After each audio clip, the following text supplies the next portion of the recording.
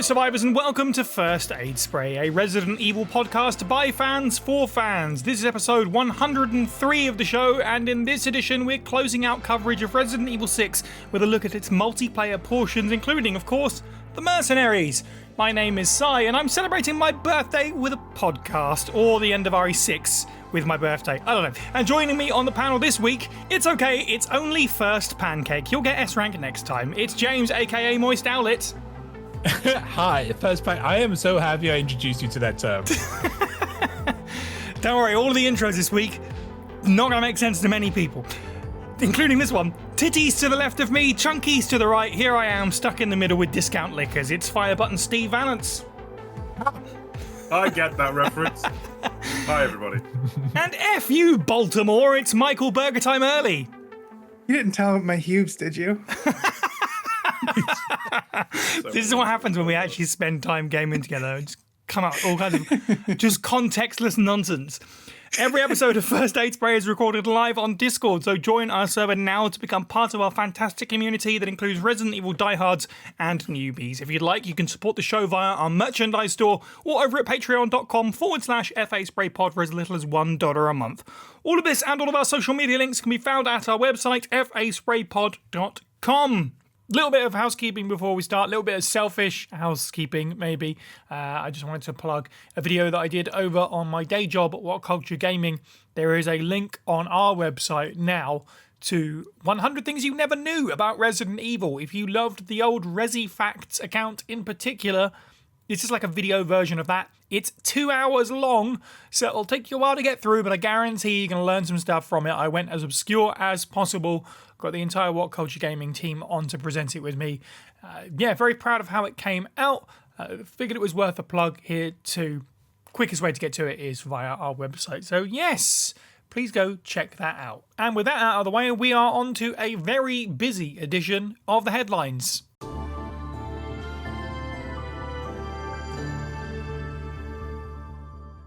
Our first article, and probably the most contentious, GOG senior business developer has said that Capcom had to be convinced to put the classic games on their platform.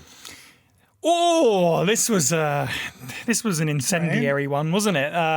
This genuinely made me mad to read. On this show, I do find that we pat Capcom on the back about a lot of things they do quite frequently, and I do worry that, people will see us in a certain light, but I'm quite happy to turn on a dime, as it were, if they're going to do something stupid or say something stupid like this. So it's nice to kind of be a bit more even-handed with it. You can't be great all the time, and they have really screwed up here for me. Although, of course, the games did come to GOG, but it did seem at one point like it wasn't going to happen. There was a great report that went up on the videogameschronicle.com that covered this. It was actually an interview with the game business. But GOG's senior business development manager, Marcin Pasinski, said that Capcom was initially against the idea and was more interested in getting players to try out the modern remakes of each game. Quote, Capcom were like, we have all those remakes, it's already the superior experience to those games. They didn't really see the value in bringing back the vanilla versions. It took a lot of convincing that there is an audience that has a lot of memories about those games and would love to experience exactly the same game again. Thankfully, we were able to convince them, and thankfully as right, of course, because these were very well celebrated ports. And as I think stated in the Video Games Chronicle report as well, the games sold really well. And perhaps that's a good sign to maybe wake Capcom up when it comes to this perspective, certainly. But God, there was a lot about this that really, we talked a lot about video game preservation. That was certainly a factor in why this made me mad. Also, frankly, just the quote, superior experiences of those games, which is just nonsense to me. Steve, how did this make you feel? Oh, well, I mean, we already know what Steve's going to mention and get very, very, on his high horse about. But, Capcom trips over ports of Ace Attorney and Mega Man and yes, Street Fighter 1, but they won't do a dang thing for the one of their best selling franchises. Some of these games were at one point in their top 5 sellers, like RE2 Classic was. For a long time. What on earth? What are we smoking, Capcom? Like, especially with you know the divisive nature of Resident Evil 3 Remake. We here find lots of virtues in it, but we can all turn around and test very divisive. And to say that is a superior version compared to the original is risky in a place where things are recorded and put out on the internet for fan bases to consume. Yeah, no. Why do Mega Man and like Phoenix Wright get all the love? Exactly. It's incredibly frustrating, and I assume it's the same for Dino Crisis. The reason they've not done anything with it is because they just think it won't sell. And I bet that the ports on GOG have likely not been terrible. Probably not like sold millions upon millions, but enough to warrant probably in comparison to a Mega Man port. So it's staggering that we'll never get a big like influencer championing it like we did like Maximilian do with Marvel vs. Capcom 2, which is a shame. But I really wish we'd get one for the Resident Evil trilogy because they need proper preservation beyond just like, here are some ports. And we're not going to get it. It's, you're absolutely right. And like I kind of ended on the positive note there that they apparently sold very well on GOG, which I don't think is a surprise because it was something to celebrate when they were announced and everyone was talking about them when they released. And of course, they've come to 2 and 3 just came to PlayStation as well via the store. Whether that was something put into place after the success of GOG or if that more came from Sony asking Capcom repeatedly or the timing or whatever, we don't know. But it is kind of interesting because you think back historically about it, of course. The original remake was stuck on the GameCube for the longest time.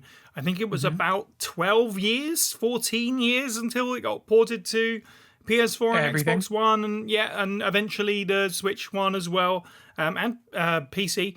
And I think, that kind of shows that Capcom were kind of hesitant to do that, and by all accounts, they were quite surprised how successful that port was. And again, it was a lot of people, myself included, were like, hey, buy the heck out of this and send a message. And maybe that, did count for something. But hopefully this is the same thing here where they do look at the stats and go, okay, cool, throw our hands up. We were wrong. More of this kind of thing. And maybe a more balanced approach to the originals and the remakes. I've always, we've had to make peace with the fact that the canon and the timeline is fractured and the old games are kind of storyline-wise being replaced, frankly. That's a whole other discussion for another day. But obviously, when you look at Requiem, it is jumping off from the remakes, not the originals, as it's want to do, as it probably should do, of course. It makes business sense. But it's things like this where they say superior experience and no one's interested in it. It just makes me worried about, Steve, you said, some of the best games on the PlayStation 1, some of the most important games of all time being kind of forgotten about is just kind of disgraceful that this was allowed to happen and this was their attitude towards it. Bergs, how do you feel about this one? I loved the original 3 games. I've played them probably more frequently than any other game in the series. Resident Evil 3 specifically. So I'm with y'all in terms of like, this really should have been something that was kind of a no-brainer because of just like you just said, it's some of the most important games like in the industry. Absolutely.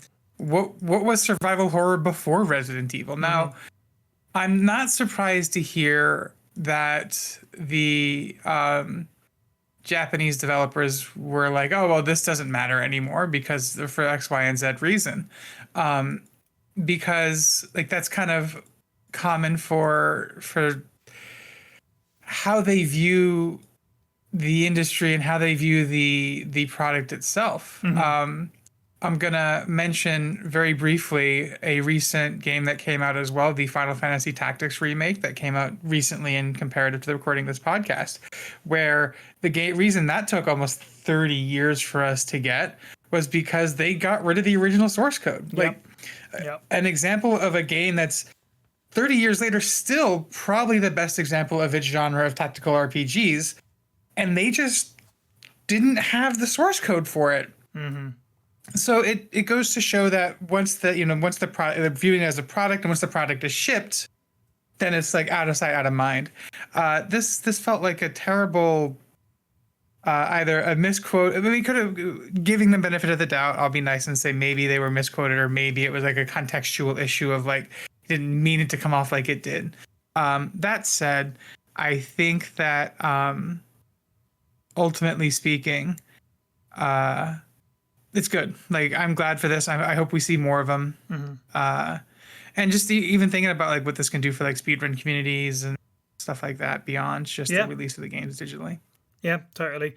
You're absolutely right in terms of business-minded folks' views of this and the Japanese kind of view of this. And, we talked about it before, the Japanese view on story where, they don't need everything explained. They understand that things exist this way for gameplay purposes, and that's what they're focused on more than lore, like in the West so much. There are also people who make the case that releasing or re-releasing games with certain titles like Resident Evil 2 and Resident Evil 3, when there are games on the market with those names, and I know Resident Evil 3 has a subtitle originally, but there's something to say about confusing optics. The only problem there, of course, is that Resident Evil 4 is on every system twice now because of the remake and the original. So I see that argument. I also poke a hole in that argument with that point. James, how do you feel about this one? Yeah, I'm glad Berg's brought up the maybe mistranslation or something, or this is a second-hand kind of account, isn't it? So exactly, it's from a third person who's heard it from someone else, and passion is also a factor, and interpretation of what was said. But if I'm to take it at faith, it is really disappointing. And as Steve said earlier on, we're getting these Mega Mans and these Ace Attorneys and all of these games that I feel like I don't even play those games, and I'm constantly seeing them being pumped out. And the game that basically put Capcom on the map, other than Street Fighter, is something that they're, the original game is something that they're put into the wayside, and that's disappointing if that is true. Yeah, like it does track. If they're doing all these things, if they're bringing out your Mega Mans, your Ace Attorneys, your Street Fighters, whatever else, and you're not bringing forward Dino Crisis and you're not bringing forward Resident Evil, it does give you a kind of a clear picture of what they have planned for the future of the older games. As well. You just need to look at the evidence of what's been the proof of life of the games themselves. But same token, like for the longest time people wanted a remake of Resident Evil 2, never saw high or dry of it, and apparently it was due to the remasters of 0 and 1 sales that really got them talking about doing one. Now I don't know if that's true or conjecture, but that's generally the story, the tales of the internet and various news articles say. Sure. So maybe the GOG stuff, starts something, gets a ball rolling. I, for one, would like to see, for example, for the Nintendo Switch, a deadlier silence. Deadliest silence. I do like. I think it's very like, again, like, but I think it is short-sighted by Capcom to just not. Like if they're not going to do it, especially after having the success of RE2, the amount of confidence they have in that, the reimagining of it, right? It's like, well, you have that now, and you have the future of that, and clearly they're two different universes now. There's no, and you're making buckets of green. There is no reason not to, And it's just, again, I've said it 4 times, but it's disappointing if it's true. Just the last thing on that, like, I think, Steve, you kind of got the right outlook there, is that, yes, hopefully this wakes them up to do more of this kind of thing, and not just do it as straightforwardly as possible. Like, there's obviously a classic collection can take many forms. We've said it before. I personally would love Survivor to be in there in some factor, whether that's announced or like a secret unlockable thing, or however they kind of cover the PS2 games might be a different factor altogether.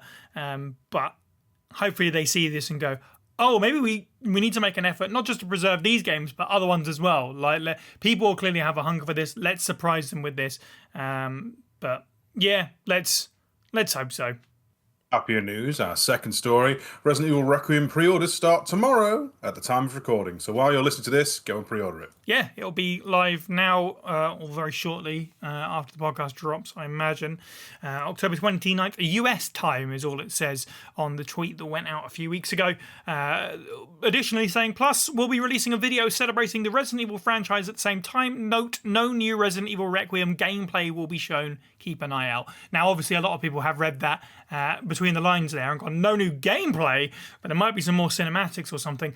But it's also possible that this video they're talking about is more of a countdown to the beginning of the 30th anniversary celebrations.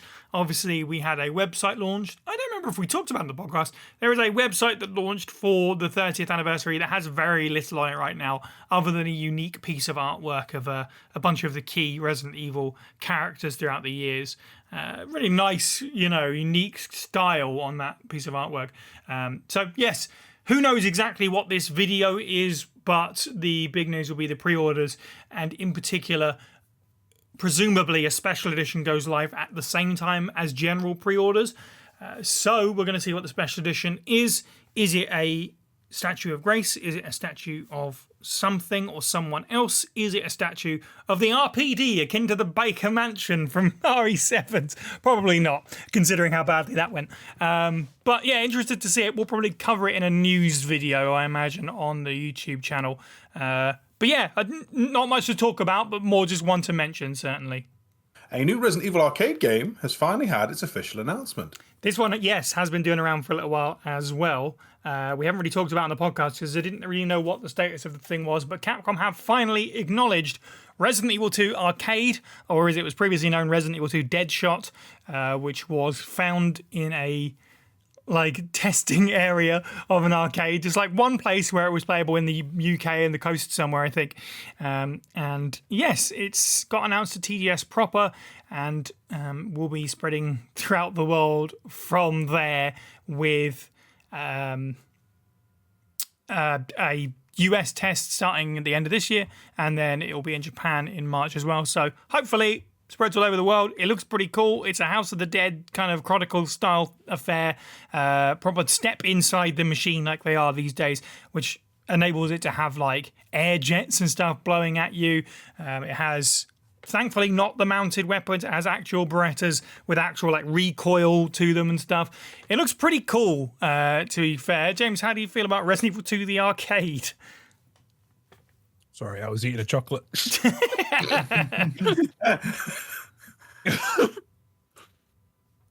Great, yeah. Beautiful. Yeah. I just killed him. It definitely went down the wrong way. I don't even know I rushed. Anyway, I've got more to say about the chocolate I almost choked on than I do about this arcade machine. Oh, no, okay. Congratulations to the 4 people who will play this. I don't know. It's cool, though. When you get that kind of history brought forward, I think we've all got nostalgia when it comes to those kind of things. I used to go on the East Coast of England, and there was an arcade there where I used to go on holiday, and we used to play all kinds of your Metal Slugs and your Time Cop and stuff like that. If there was a I don't think they're allowed to have Resident Evil in that arcade, because I think it was under, it would have been way too much for us, but that would have been dope. If I was a little kid and I saw a Resident Evil 2 arcade machine, I would have been right on that. Yes, I don't really have much in the way of, actually no, I don't have much in the way of local arcades, but there are a couple of designated spots now. It seems to be that they are cropping up a little bit more in the way that you would rather than putting coins into a machine, you now kind of pay for a certain amount of time in an arcade and get kind of free reign, as usually how a lot of them work these days. But it's not often new machines, unfortunately. But I did have the experience of seeing the Silent Hill arcade game at my local arcade and being like, well, I have to play it because it's here and I'll probably never see it again. And that's absolutely going to be the case if I ever, you're right, bump into Resident Evil 2 arcade. It'll be like, well, okay, that's my afternoon then, isn't it? Because, yeah, who knows what the future holds for this thing. It is very clearly made for the arcade. It is almost certainly not getting a home console release. Imagine if all of us actually could get together at some point and we just have like a pass the arcade moment. This is the kind of obscure thing I would love to do for a podcast episode, but we'll have to see how many of us actually come across it in the wild. Bergs, any feelings on Resident Evil 2 arcade? Nothing that hasn't been said. Like, it'd be cool to try it, but the fact that there's probably like 5 machines on the entire planet means it's not really likely. Yeah. My experience with arcades of late is kind of negative. Right. We have Dave and Buster's here in the United States, and the issue with Dave and Buster's is that it's just ports of mobile games that I have to pay to play, and I could just do that at home for free. Oh wow, that's dystopian. It's like, do I want to play Flappy Bird? Yeah, I know exactly the machine you mean. $2. Do I want to play some weird version of Pac-Man that's not as good? Like, no, I'm just gonna go. If I ever wanted to play Pac-Man, which is not to say that I do, I would just do it at home. You get it'd be tickets. Cool. Tickets come out of the machine that you can trade in for prizes. Get prizes. Get chocolates to choke on. Listen, come to the United States. We'll go to the Jersey Boardwalk. If you want to play with prizes, we'll get prizes there. At the very least, some guy who's swindling you will say, "Use guys." Lovely. But yeah.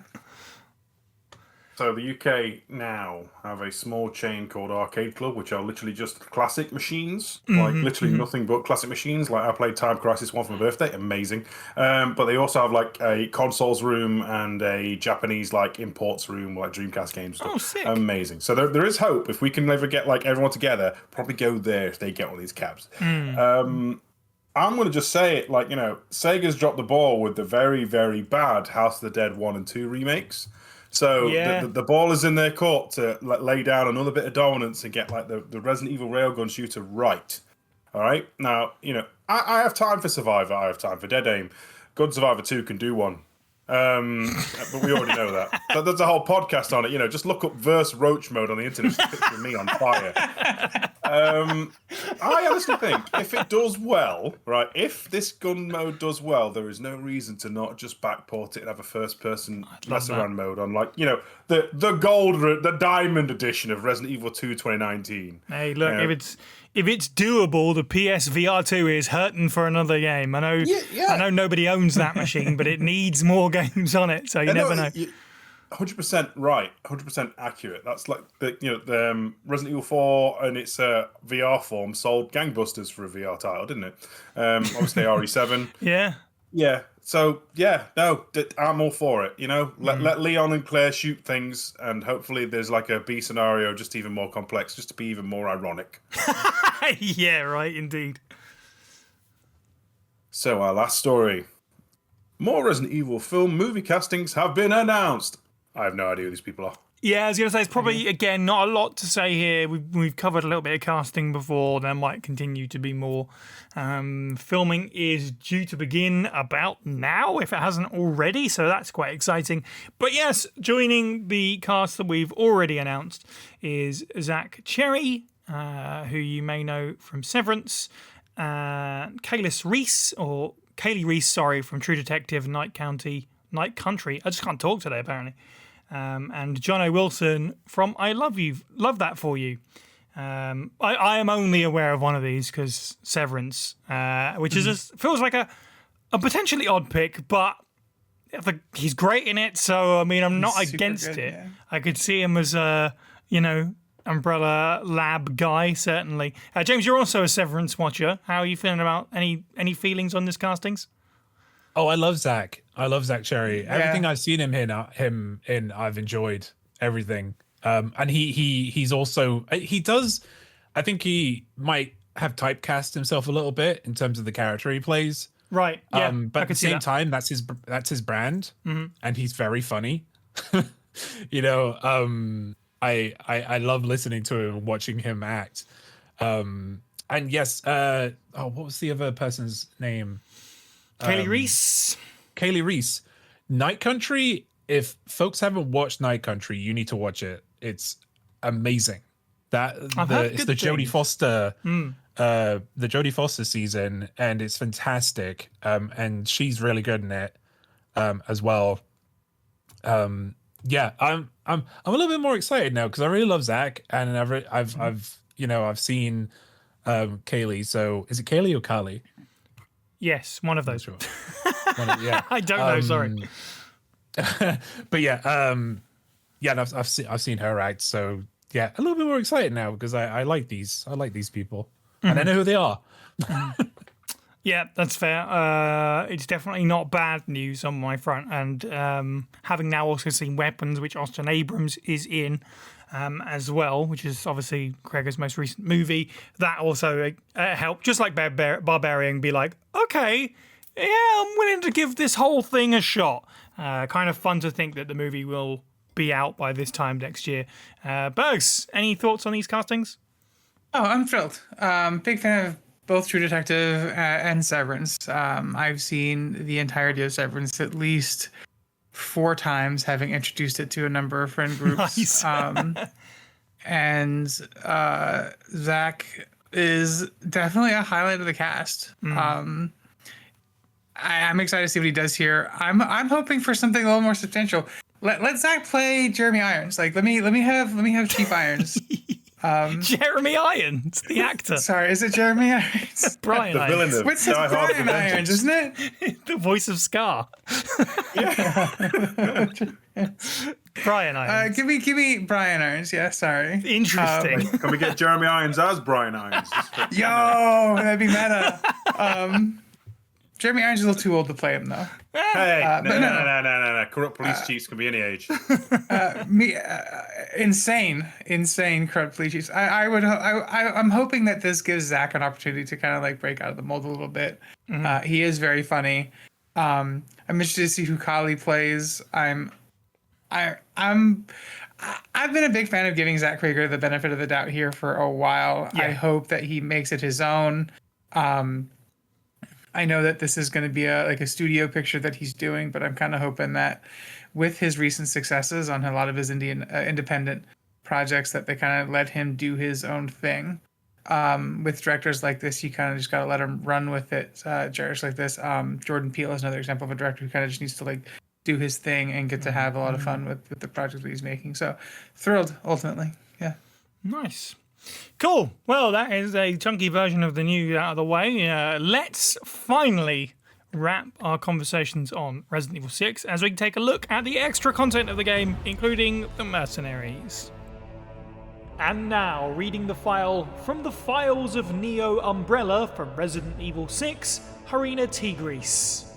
To all Neo Umbrella staff, at 23:29 today, our leader Ada Wong's vital signs ceased. At the same time, Plan D was shown to be activated. All personnel in our Far East facilities are urged to head for one of the predetermined safety zones. This emergency notice is for all human staff and not for Javo test subjects. An emergency cable will be sent to the underwater facility once Plan D is fully in motion. Plan D. Infect all of Lanxiang by firing a missile into Tachi. During the confusion, awaken House in the underwater facility and send it ashore. With this, the whole world will taste the panic that was Raccoon City. Chaos will be the new order. Let us make our leader, Miss Wong, proud. So, finally, Resident Evil 6, we can all uninstall this game now.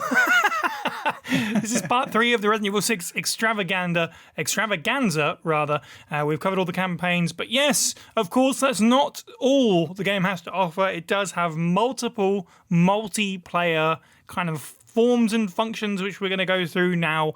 The game obviously launched with the Mercenaries as you would be accustomed to at this point in Resident Evil's history. 5 had it, 4 obviously had it as well. But there were additional modes added. Multiplayer DLC on December 18th, 2012 added Survivors, Predator, and Onslaught modes. And then March 5th, 2013 added Siege. This one, at least, Steve, you might be able to correct me here, maybe all of them were paid additions originally. And then when the game was ported to PlayStation 4 and Switch, they were all included for free. Part of my brain says paid for. At least I know there was pre-order maps back in the 360 Yes. PS3 days. A lot of the maps that are available on PC that you have to unlock the traditional way you could just get by having, bought the bells and whistles edition. But yeah, no, definitely. I remember a staggered release. I can't remember if every mode. I want to say Siege you had to pay for, and the rest came as an update, but I could be wrong. That was my understanding as well, yeah. So we're going to talk about those individually and what exactly they are and what we thought of them. But before we get into those, Bergs is joining us for Resident Evil 6 for the first time. So like I did with the last episode, I want to take a moment just to talk to you, Bergs, about your experiences with Resident Evil 6. Do you remember the game launching? Do you play it on release? What's your kind of history with this game? So I remember when this game was released, I worked at a GameStop at the time. And sorry, I'm laughing because the memory is so silly, because the very first thought and opinion I had about this game was the logo and the terrible design of it. Oh, yeah. I didn't play it. I played a lot of 5. Like, there's many nights I both remember and don't, thanks to various chemical inebriation, that I played Mercenaries in Resident Evil 5 for hours and hours and hours and hours and just demolished. So with regard to this game, it was panned like universally at the time, if I remember it right. I just heard that it wasn't very good.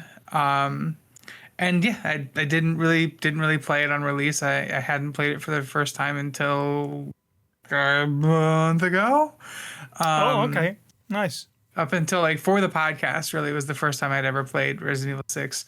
I'm going to put my colleagues here on blast to say that there have been a couple of times in the past few months to a year where I was like, hey, anybody want to play 6 with me? And it was like one of those things where kind of like Marge Simpson meme of like looking away, hand up to the side of the face.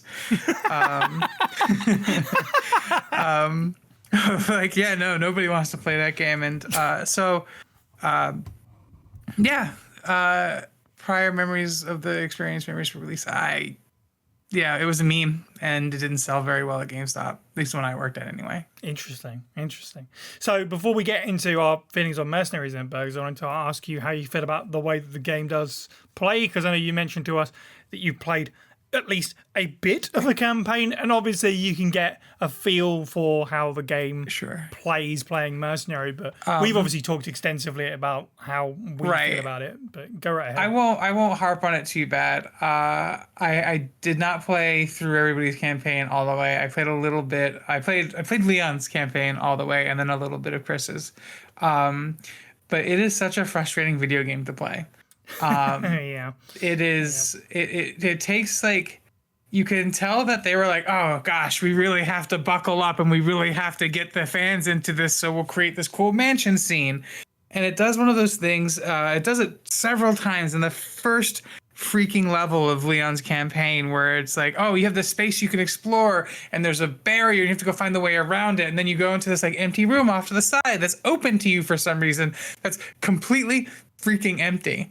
And then you go in there and you're like, okay, cool, there's nothing in here. And then you go back to the door and then all of a sudden it's like the lights flicker. It's like, oh, and you have to go back to that empty room where suddenly there was a key that's on the counter that wasn't there earlier that spawned independently.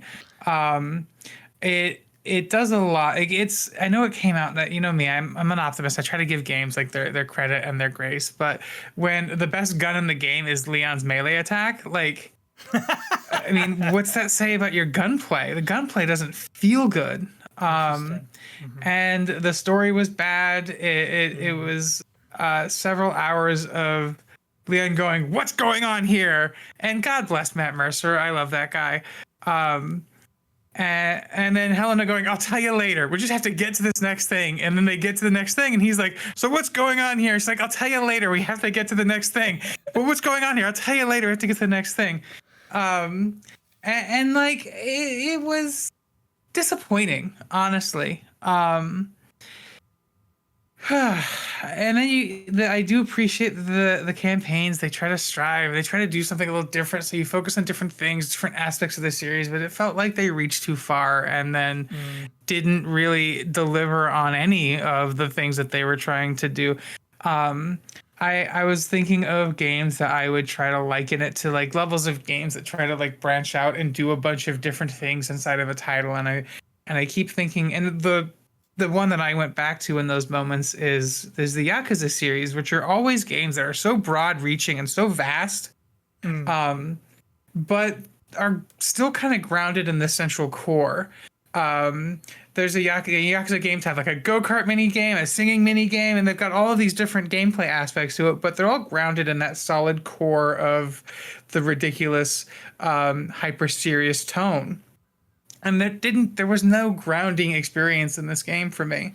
And without getting too much into the mercenary side of it, those are my general thoughts on 6. It felt like a fascinating experiment where they were trying really hard to have their cake and eat it too. And then they just really made a cake. Perfect. No notes. It's kind of crazy that we all had a very similar experience with Leon's campaign specifically.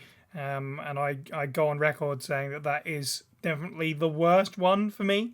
But yeah, it's really interesting because you're right. When you talk about like, I've been playing Resident Evil 5 again recently. So I know I've talked about this on the podcast before, but I'm playing through the series again right now with someone that hasn't before. And it's been interesting to have that conversation with someone that doesn't have the context of playing at the time, where you like compare something like Resident Evil 5 to what else was going on in the industry, and even compared to something like a Gears of War, it feels a little bit outdated. My argument, a little bit, argument might not be the right word, but my response was like, well, you know, it feels different from other stuff that's going on in the industry. Maybe it feels a little bit older or whatever, the tank controls and you can't move and shoot, but I like going back to RE5 because it feels different to other games. I think Resident Evil 6 is where it kind of loses that gameplay-wise. It doesn't feel like 4 and 5 did. They try and be a bit more fluid and adapt what was going on in the industry to varying successes, I think. Right. So you take that into account, right? Because people had a lot of feedback about 5. Like 5 absolutely. was, if I remember it right, one of the best-selling games of the franchise at the time. Yeah. It got a lot of people into the series. People really liked Resident Evil 5. Maybe not as a horror game, but as a game, it was great. So, like, with 6, it really, like, they were like, okay, great, we had this really great idea with 5, but people really complained about it. So we have to try to fix that, too. Yeah. And again, yeah. Yeah. This was very much a response to the complaints of 5, I think, and, yeah. But, yes, let's talk about the Mercenaries, then. So, the Mercenaries in Resident Evil 6 is exactly what you'd expect if you play the other Mercenaries game modes. Of course, you are on a map of varying size and shape, and we'll talk about the maps when we get there. Kill as many enemies as you can in the time. Keep your combo going for more score. Get a certain amount of score. Try and beat your record. Try and beat your friends' records because of online leaderboards and stuff like this. And also, perhaps more importantly, get SNA ranks and unlock various other things. Alternative costumes that come with different loadouts, as is sort of tradition, and new maps, in which case Resident Evil 6 has quite a good number of maps. As Steve said, some of those were originally pre-ordered DLC and so on and so forth, but now if you're playing it on PC like we did, for example, it actually takes a little bit of time to go through everything and kind of get at least an A to unlock the next map and play it all. So there is a decent amount of content in that sense in the Mercenaries alone, even aside from the other modes as well. But let's talk about how we felt about the Mercenaries. Steve, you've always been a fan of the multiplayer side of Resident Evil. Where does RE6's Mercenaries sit for you? One of the strongest. Like, I don't think it's my favourite Mercenaries. That somehow is still Resident Evil 5. But it's very strong, even though I would say when we get into the maps, a lot of them are hit and miss. I was actually very impressed with the. I've jumped from old console to newer console to PC for this, and I was actually very impressed that the PC version in particular had, because it's the original release, and then there's just like bundled in the maps afterwards. The progression system is intact, so it's not like on like, for example, your PlayStation 4 and up and your Xbox One and up version of RE6. All of the maps are unlocked from the get go, which kind of. Some of these maps aren't perfect, but the fact that you get to have to go through them all once to unlock something, I like unlocking things. Yeah. So it incentivizes it a bit more, which I think in a strangest twisted way, the PC version was the best way to play this. Mechanically, it's got a lot of cool stuff under the hood. Like, obviously, it's got the entire movement system of RE6 and the way you can melee and you can do counterattacks. But there's also, like, depending on what you do in certain matches, you can cause special enemy spawns, which can obviously spice things up, give you different drops. Like, yo, why have I got 15 bloodshots? Or why have I got 6 whoppers? Or in the mode that me and James played earlier, why have we got 4 witches from Left 4 Dead 2 on us? You know, different things trigger different things. And it's not just like a conventional fight a horde of monsters thing. Well, you know, I love me some Gears of War horde mode, but this is a little bit more intricate. And obviously it's score-based. So you have to try and you emphasize to get the highest score possible having a combo. And you only have so much time to do it. Which also means most matches always follow a singular rhythm to begin with, which is run around the entire map, getting every single time bonus unlocked, and then the match begins, which is a shame. Yes, good point on the additional stuff that goes on. I didn't look too deeply into that, but I do like the variety that comes with it as well. Yes, each map has the particular enemies that you're going to face, but it is nice to have a couple of things thrown in sort of later into your trying to maintain that combo that could potentially upset the apple cart by throwing different tougher enemies at you as you go through it. James, how do you feel about Mercenaries RE6? What was your experience like overall?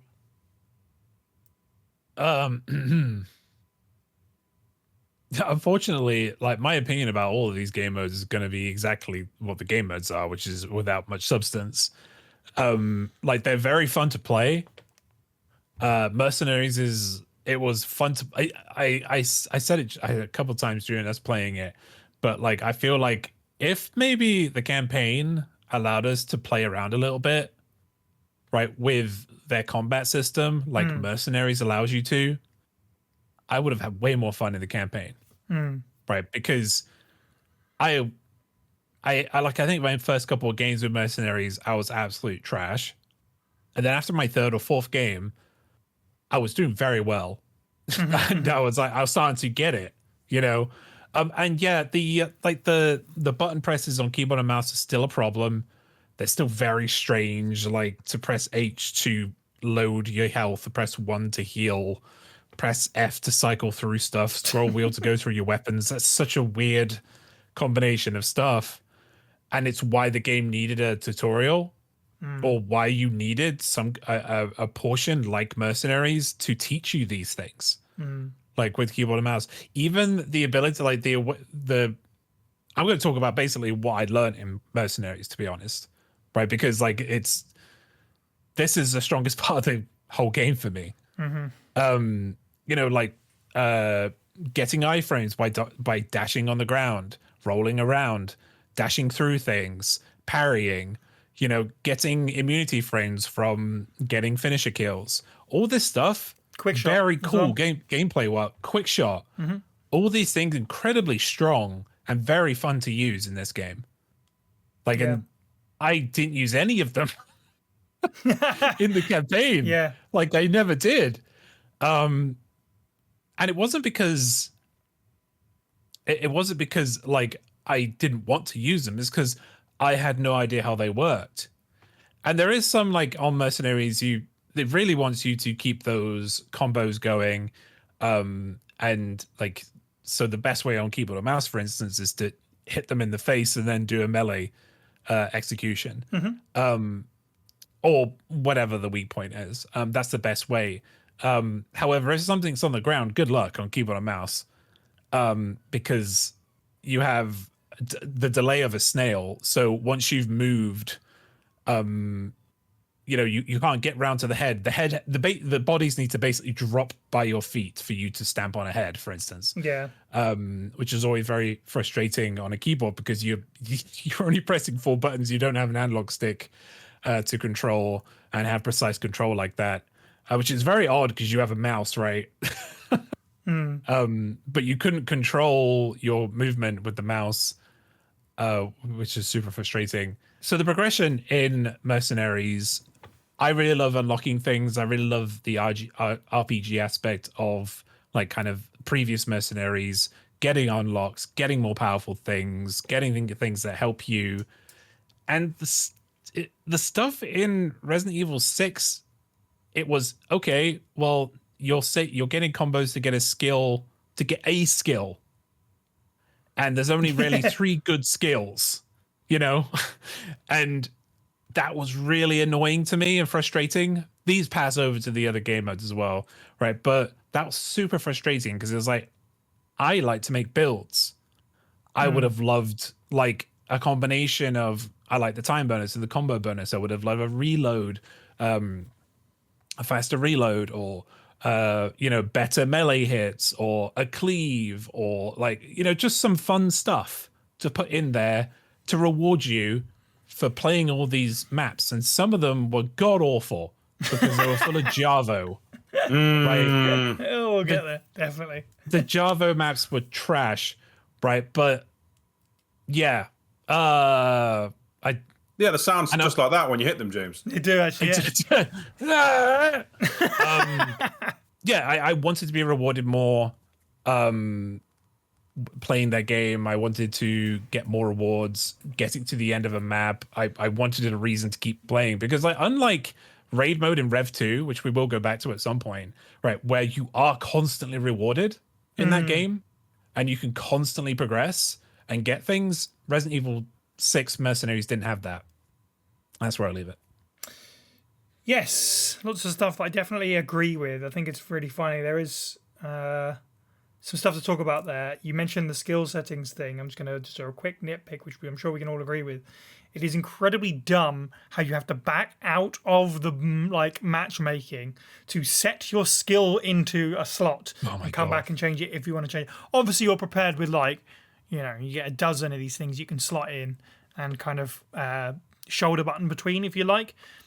But it's also stupid that it's in a different menu in general, which is such a weird, obtuse. I don't even think it's an outdated thing. I just think it's even back then it was kind of stupid. But one extra thing, actually. One extra thing.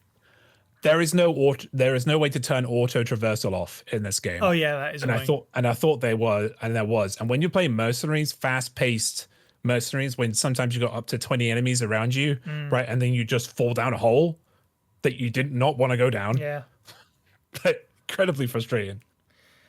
It's crazy how many people will go, oh, for Resident Evil 6, but raid mode, but Mercenaries all right. Mercenaries is okay. Like, that's the best bit of the game. And I'd never played it before now. And even from the outside, I could be like, I could get that. I can see where they're coming from, certainly. But as we sort of drew closer to doing this, especially after dragging ourselves through all 4 campaigns, I was kind of like, it can't be good enough to save it. And it's definitely not. But I am absolutely in agreement with you that it's the best portion of the game. I think, what better summation is there that I verbally said out loud while we were playing together? I'm ashamed because I'm having fun with this game. Like, I feel dirty because I'm enjoying Resident Evil 6 after we have crapped on it for hours. But I guess the plus side is that it's nice to actually be able to say some good things about this game. It has all of the issues gameplay-wise it does from the campaign, certainly. But I do think that stripping away the just sort of linear campaign portions to it where you're bouncing from area to area and everyone's yelling to you about, get the LZ to Queens 3 and then take the E train over.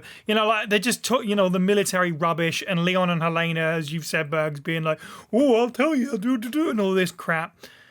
Get rid of all of that, and it's just shooting monsters, and it's it's not so bad. That is what the game excels at, just being dumb shooting monsters. I don't think I would play this solo. I don't think I would have managed to play this solo for the podcast. Frankly, I would have just tapped out. I certainly won't necessarily play it for my own enjoyment. But as with all video games, you play it with friends, it makes it better. I think everyone can agree with that. And the team sort of aspect of Mercenaries is definitely what made it fun. So pairing up with a friend to achieve the score, it was easy. It was easy to play, which is shocking to say about Resident Evil 6, which is otherwise up to this point being a huge chore. We were learning things as we were going as well. Mm-hmm. Yeah, it was as interesting. We were playing, we were learning mechanics, and that is the only real reward we were getting. Mm-hmm. Yeah, coming up with strategies, or playing around with the different builds and figuring out what works necessarily for each map and stuff like that. Certainly was what made it enjoyable. I had an enjoyable experience with RE6 Mercenaries. There's probably more to say as well, but Bergs, what was your experience with the Mercenaries mode like? Likely not as positive as the rest of yours. That's completely fair. It's still Resident Evil 6. It deserves it, Bergs. I want to pull my Burger Hates Resident Evil hat on for a moment. I did. First, I'll preface this by saying I had a lot of fun playing with the three of you during the past couple of weeks where we've been logging in and putting some hours in on playing the game. I'll preface this by pre-preface the PPF prior to that is that a lot of that probably has to do with how much I adore, appreciate, and love all of you. So I would play literally anything that y'all put in front of me if I got to play it with you. I did not like this game's gameplay almost at all. Maybe I'm doing a bad job of separating the product of the times aspect of it, because it was a game that's super duper made in 2012. And there's games that I give grace to in that regard. This one I don't think is going to be one of them. I felt trying to play a game like Mercenaries mode where you need specific timing, you need solid aim, you need the game to run consistently. I did have some performance issues while trying to play Mercenaries where I'd get really sudden frame drops for a good portion of the time where a game was kind of unplayable. I don't know if that's due to a memory leak or something like that. I felt like the camera is, and I felt this with Resident Evil 5, going back and replaying that when we did recently.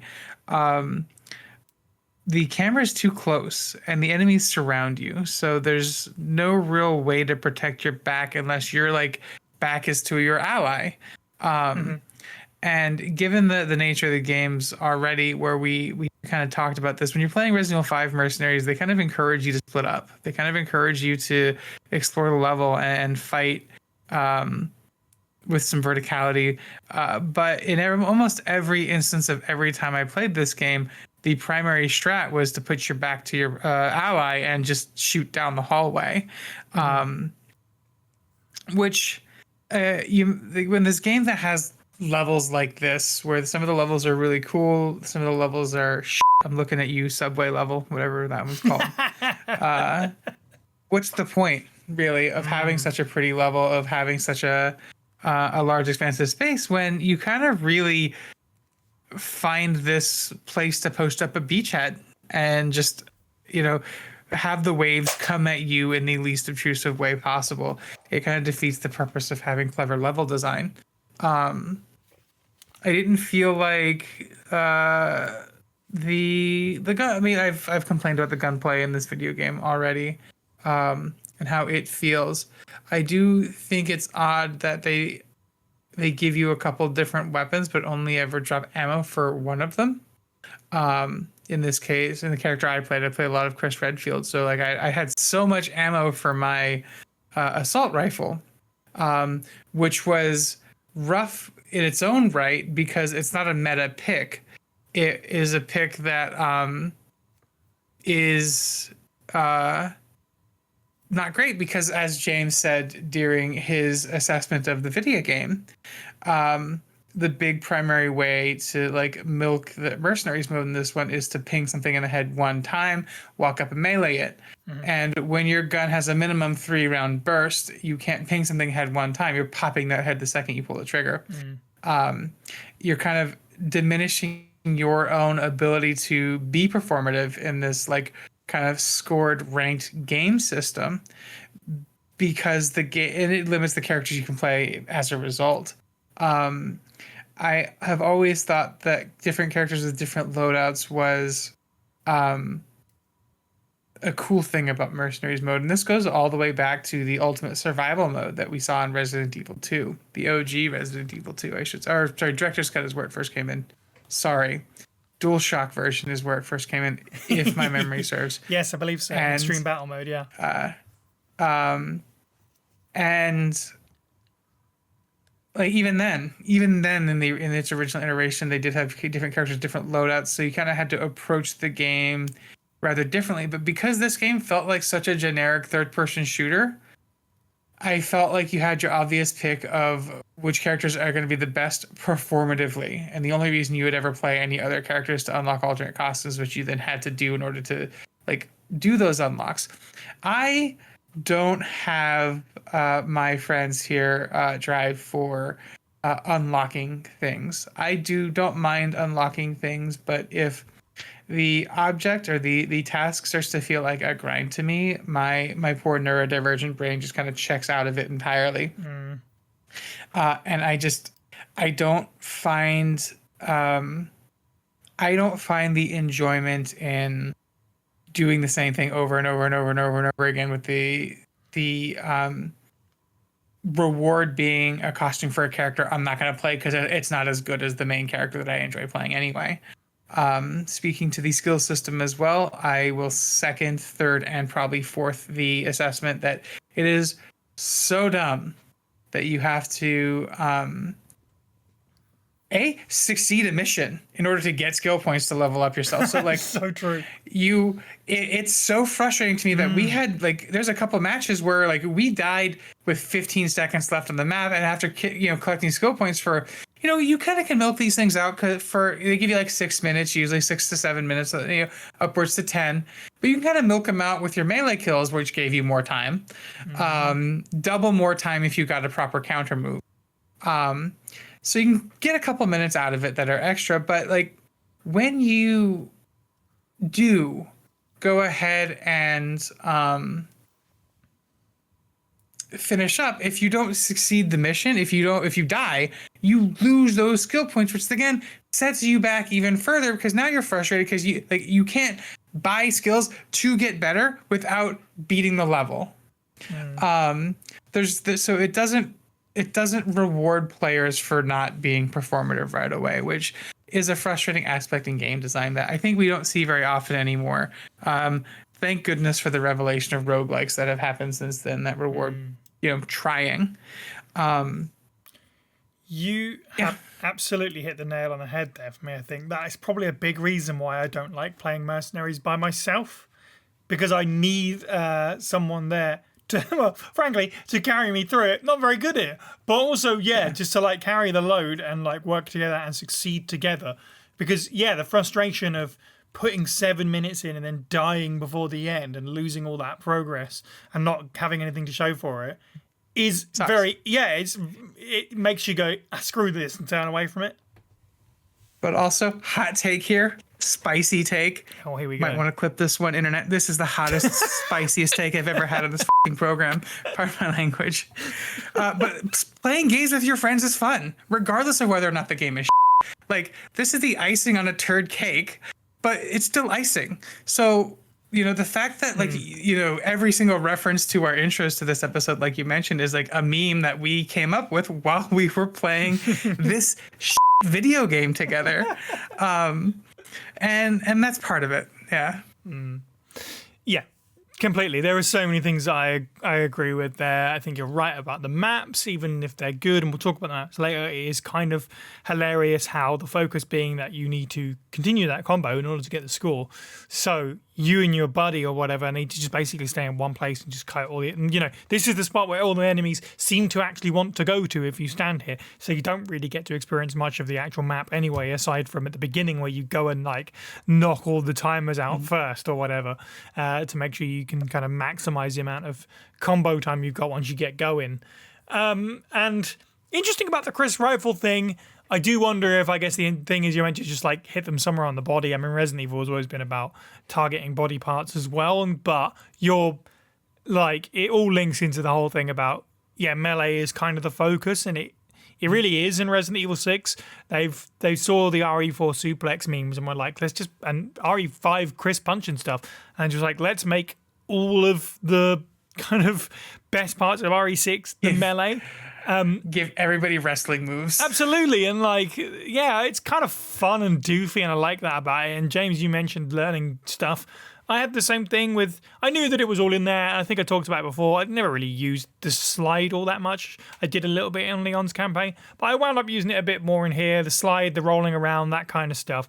Running melee attacks. Sherry's kind of running thing where she like throws her knees at someone and pins them to the ground and they die. It's great. Because I was more focused on that part rather than just let's get to the next objective in the campaign. Figuring this stuff out was kind of fun, and executing it, I kind of wish the game had actually taught me. You're totally right, but that's I guess neither here nor there. I don't know.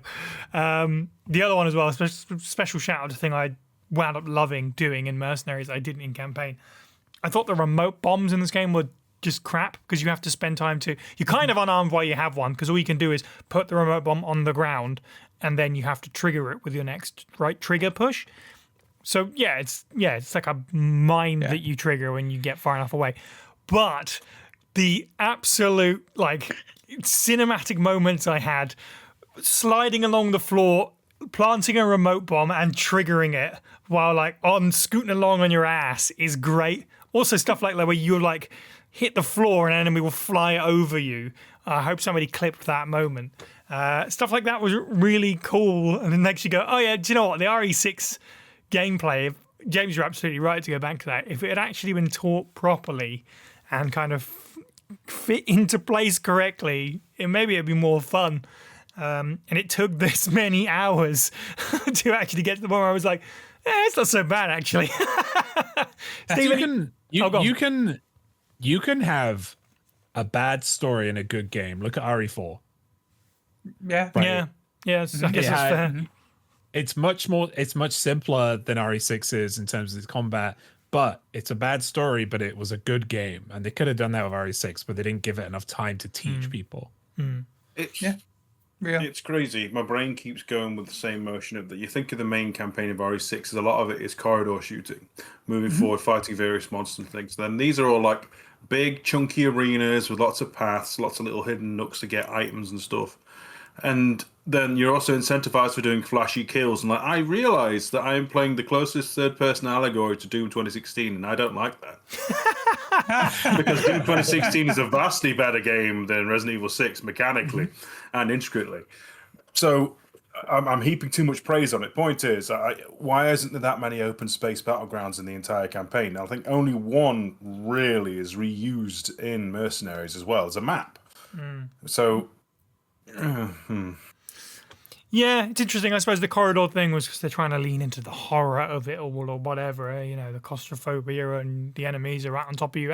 Spooky, scary, but it's not really, is it? And at this point, Resident Evil 6 is an action game. Lean into the fun action side of it. So, yeah, it's funny actually, because when you think about the campaign, it's either, for the most part, really tight, annoying, winding corridors like the Chinese markets, or just places that are just way too big. I think of that bit at the beginning of one of the chapters with Chris and Piers where you have to grab the gun and save Chris or whatever as Piers or whatever it is. Like you're in the big hangar area and that's just way too open. It's hard to have fun for different reasons. But yes, any more thoughts on the Mercenaries, Steve? I know we all kind of went in on it. Any more? Honestly, it's strange that people will see it as the best version of it, even now, especially when I think that 5 did a lot of it better, in terms of like the general, there was a actually bigger roster of characters in terms of you take all the movesets and things. And the enemy comp is stronger, mainly because it's just like, there is just Magini and some kind of thing. Except for that one stage where they spam lickers, but no one talks about that. It's crap.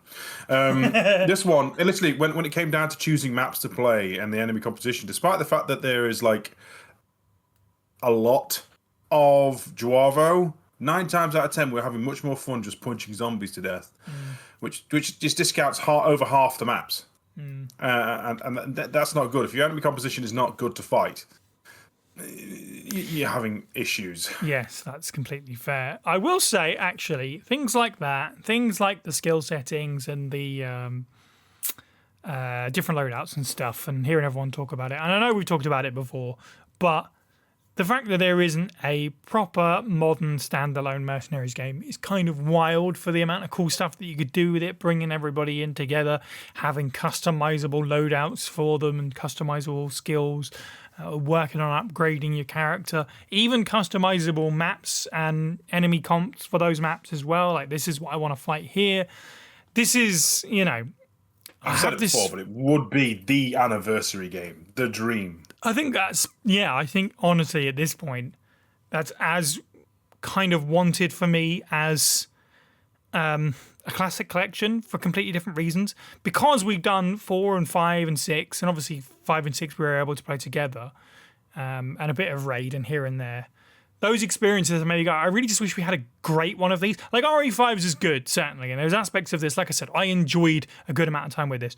But like a really good Mercenaries game that has had a lot of individual effort put out into it, there's probably something in that. Because every time we come out of one of these experiences playing one of these, I go, I really wish that we could spend more time in this. But yeah, for my experience with it, once you've unlocked the maps, or if you had all the maps pre-unlocked, you kind of like, what's my incentive other than setting scores, which doesn't really do a lot for me, particularly. And character growth would be it. But yeah, I couldn't help but come away feeling, I wish we had a Mercenaries game, but I know we talk about that every time. Related to Mercenaries, there is another mode, which I don't think, Bergs, don't think you played it either, which is called Mercenaries No Mercy. Steve and James, I think you played a little bit of that today. Steve, obviously you've talked about it before.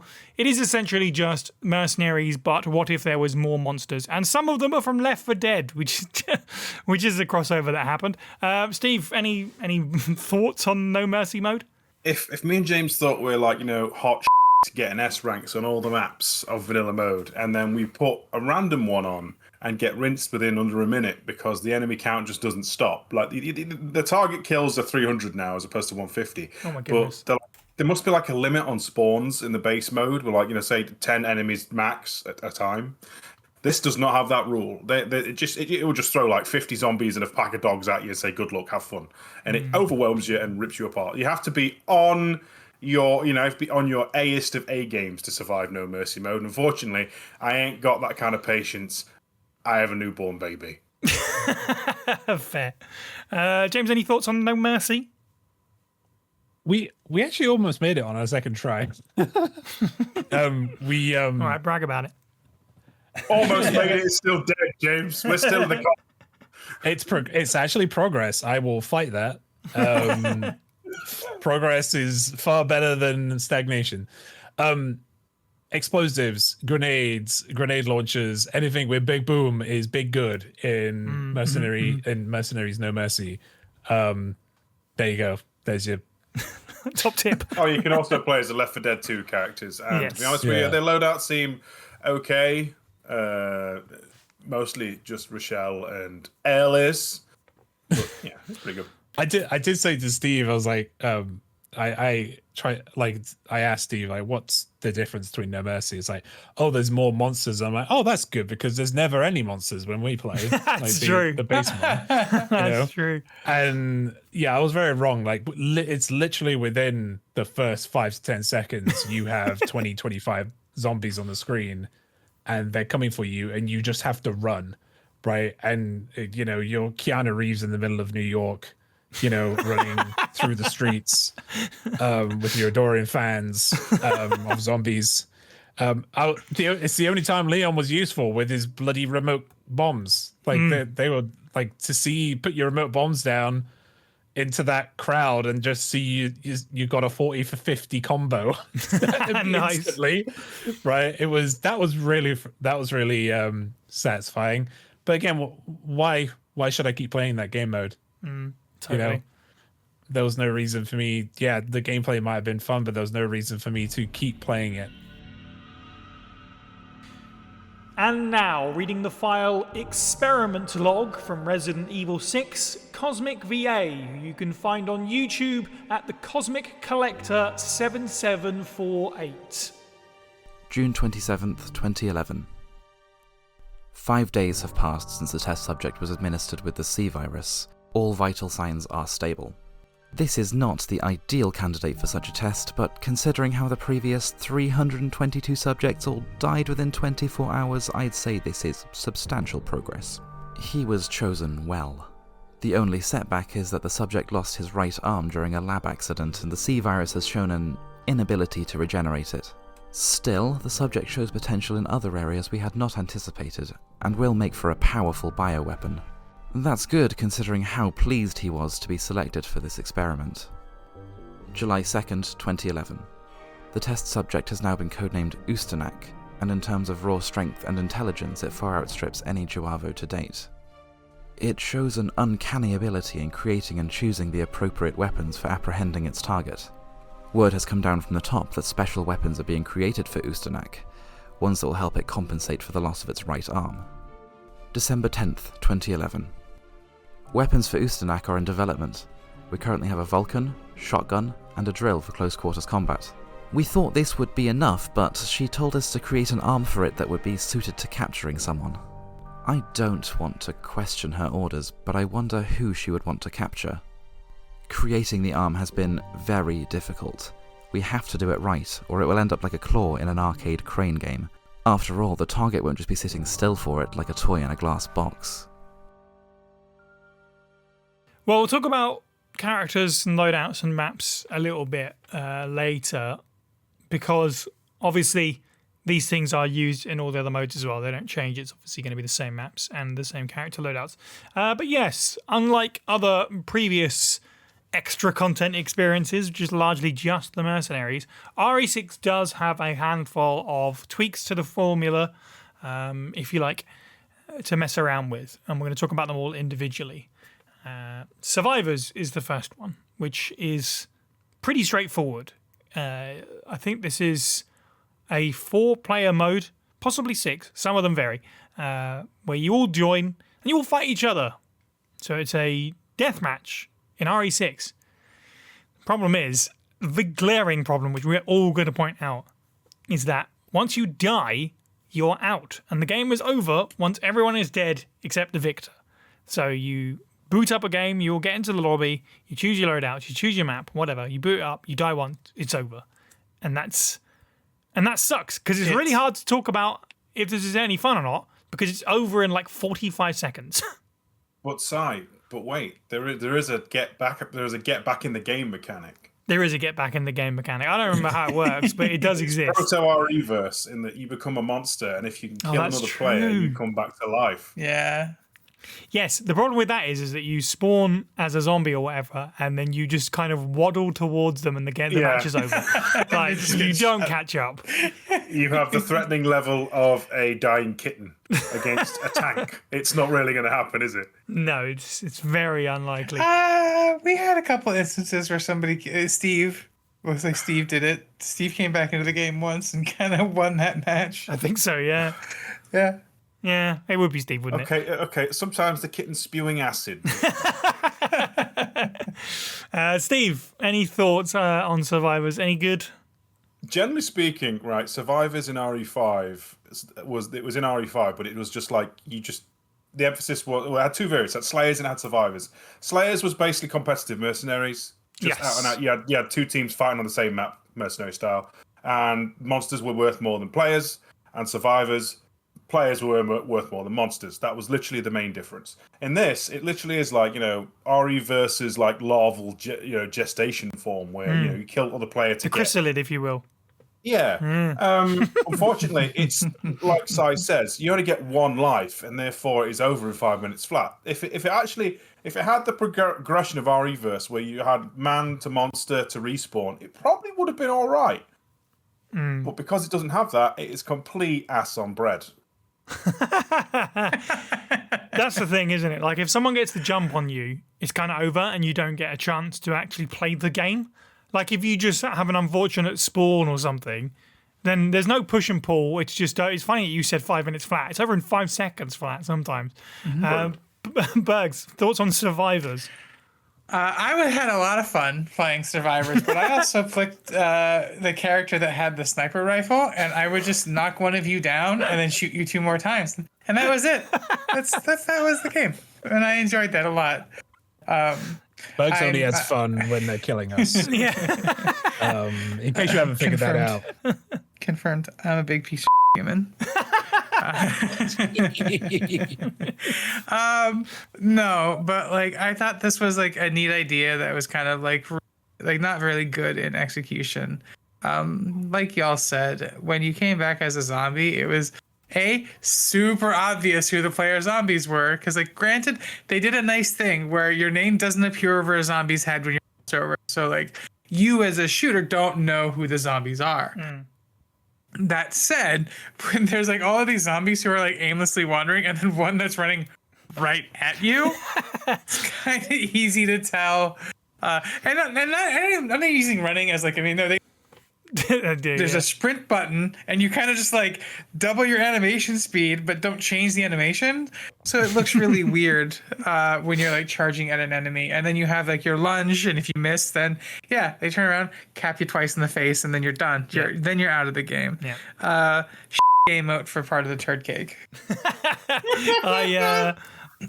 I had a very memorable game where I died and came back as a zombie, and then I don't know what happened after that, because I accidentally walked too close to a ladder and the zombie decided to climb the ladder, which took about 10 minutes, I think. So I didn't see the rest of the match because I was just stuck in this never-ending Metal Gear Solid 3 style ladder climb until the end of the game, which sucked.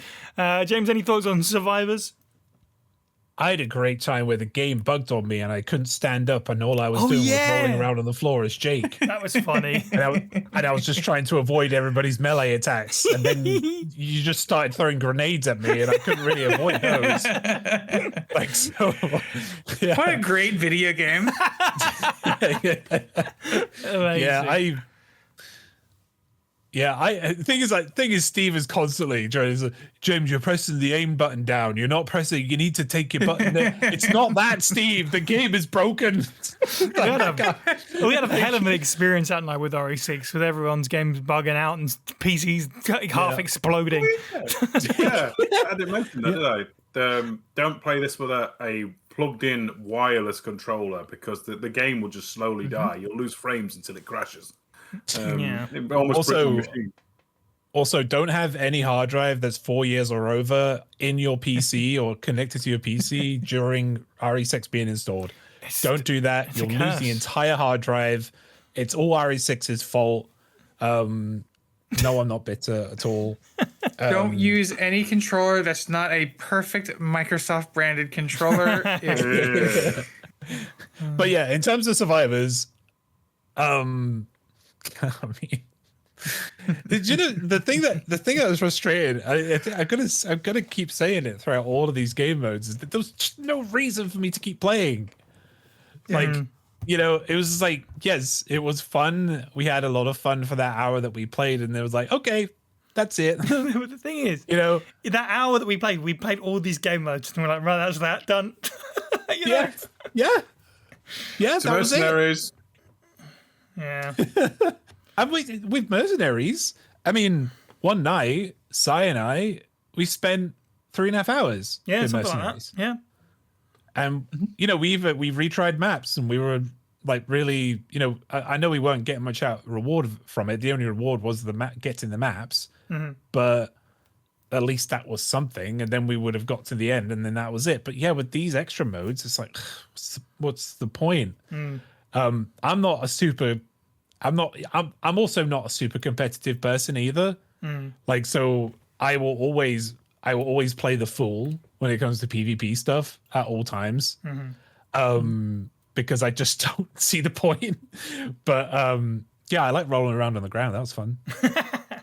Well, the next one is PvP in a slightly different way, and I do have to say, I was pleasantly surprised by the idea of Onslaught, which Steve appropriately styled it as like Puyo Puyo, which is definitely accurate. It feels like it's very much inspired by that, which if you don't know, and if you are in the western side of the world, you probably know it better as Dr. Robotnik's Mean Bean Machine.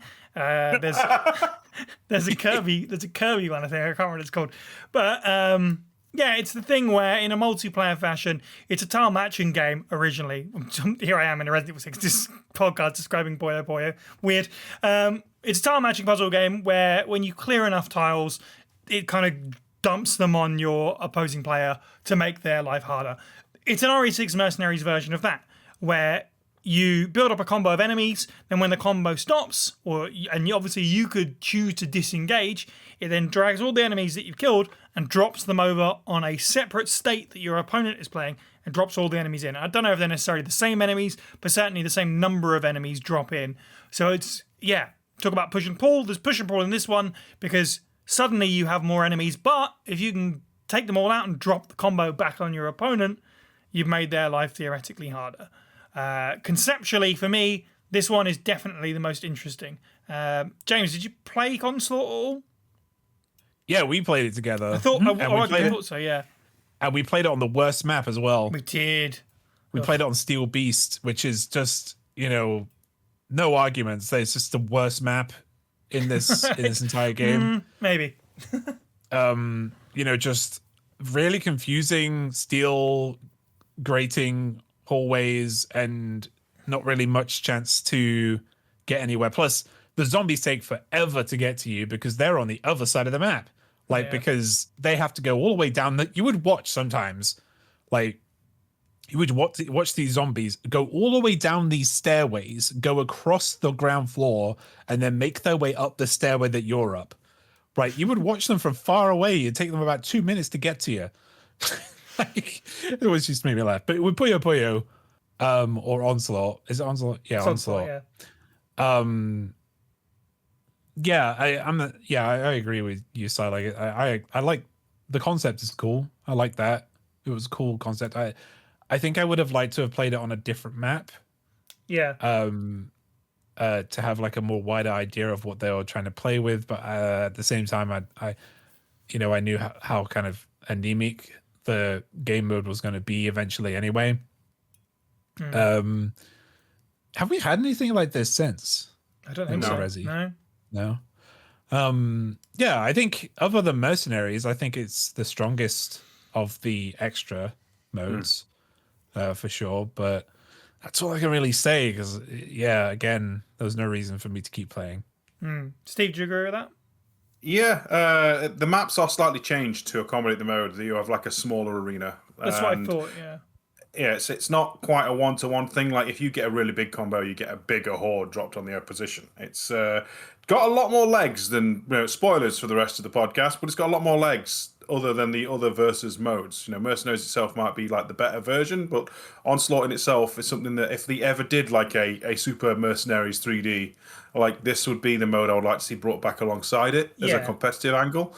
Because you have to do good at the Mercenaries to beat your opponent, as opposed to just find your opponent, kill them, and now they're a zombie shuffling around.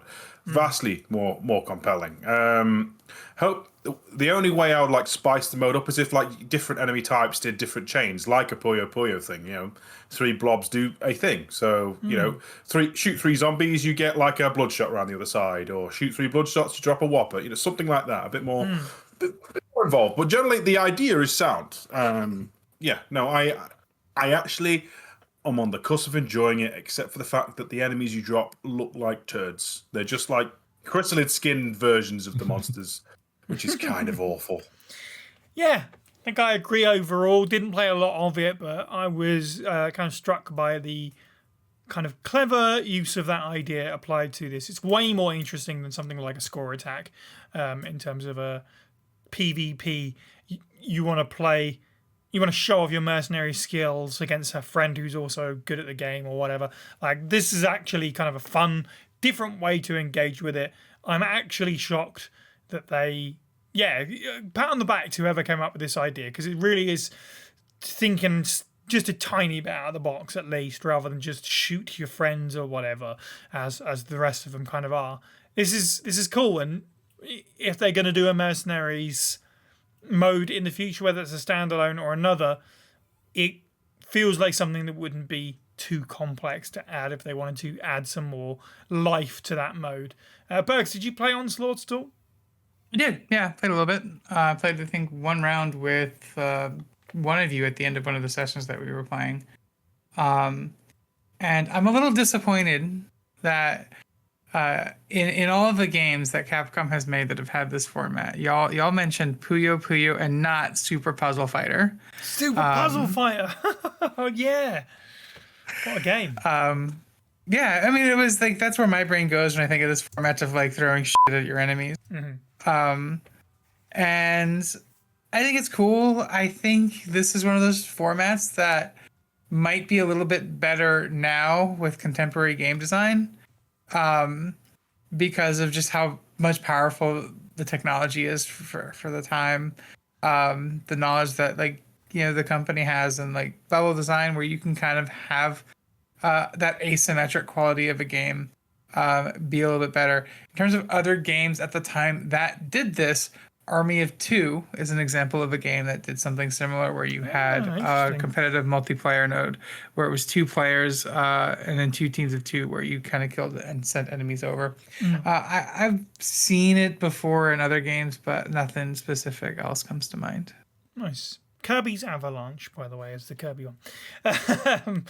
The next one I'm going to talk about, and I will say some of these are, like we've said before with Mercenaries, it's fun with other people.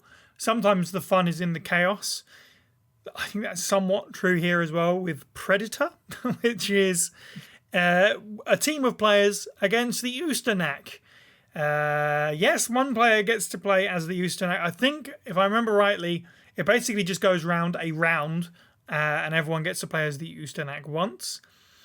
Yeah, kind of fun in a chaotic way, but completely flawed. Bergs, what did you take from Predator? Man, this was a frustrating game experience for me.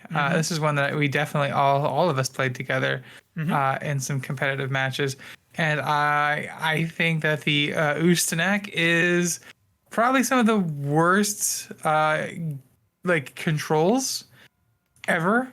And this kind of goes on to James's earlier point as well with regard to the weird control scheme that this game has on PC.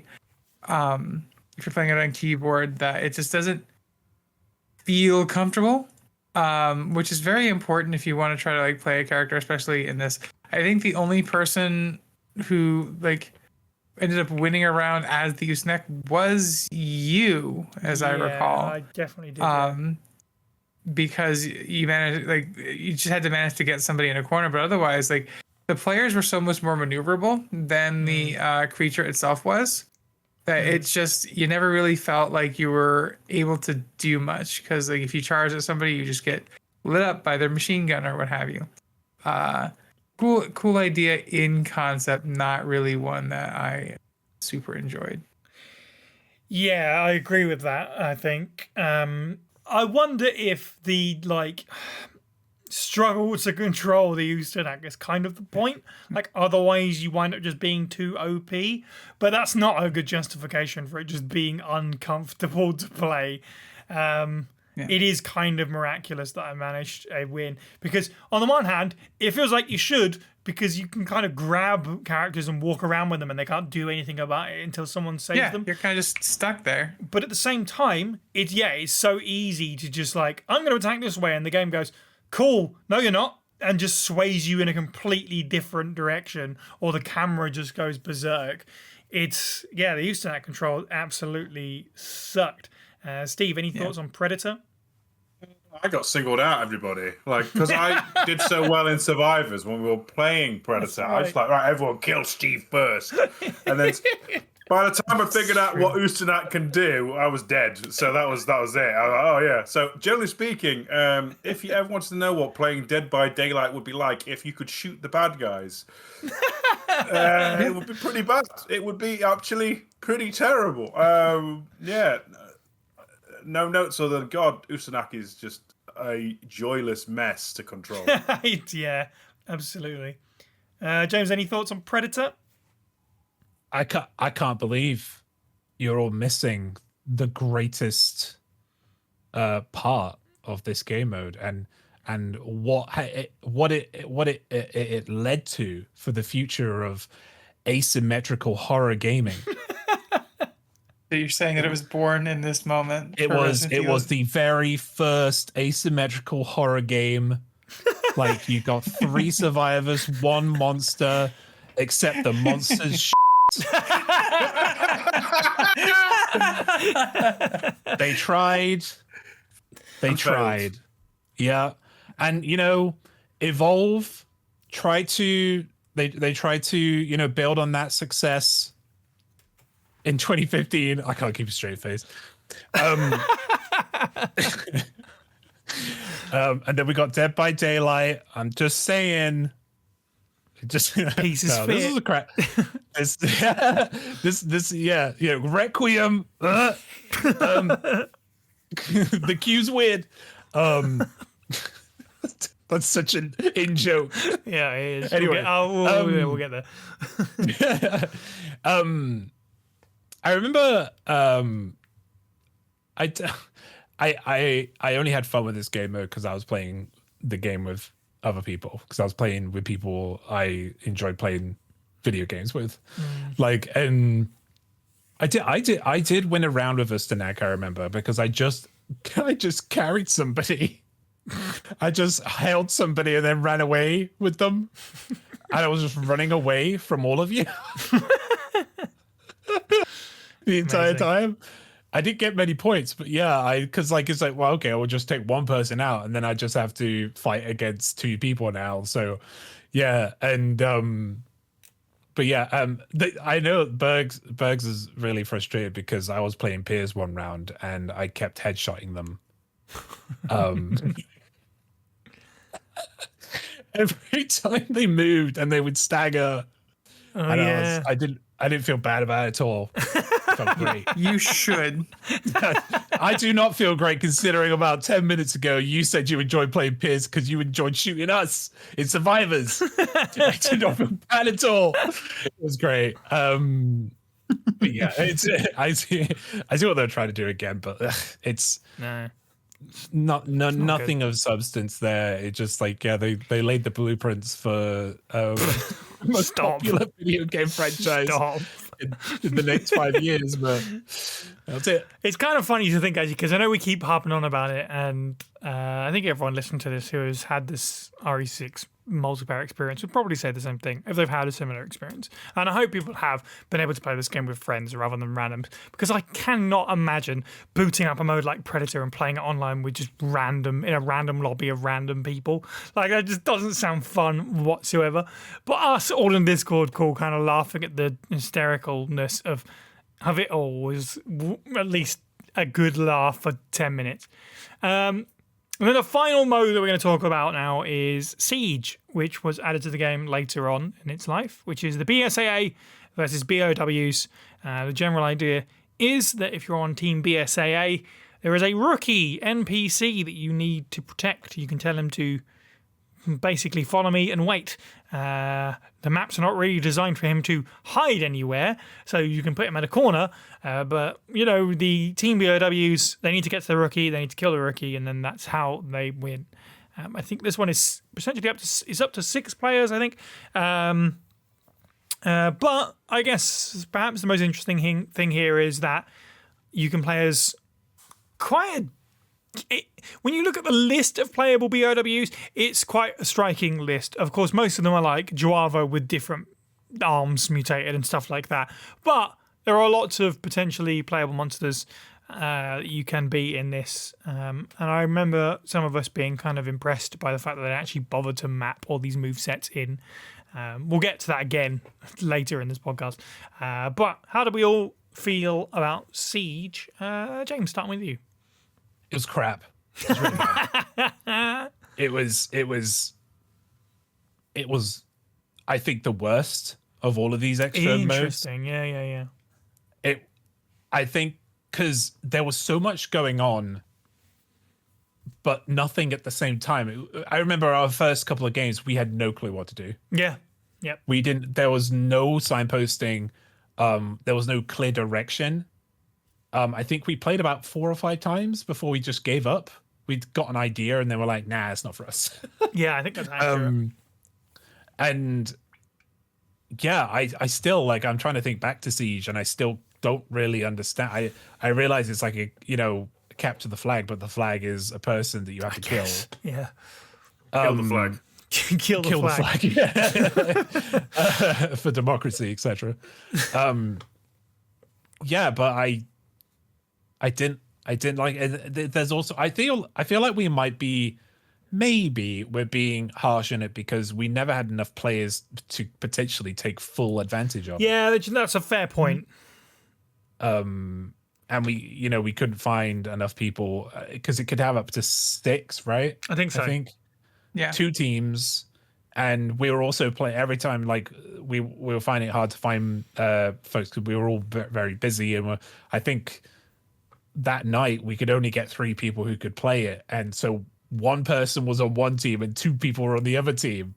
Yeah. So it was even more, whether it be one for the other, it was heavily weighted, and. Yeah, I don't think we fully understood what we were supposed to do to actually win or what the point was.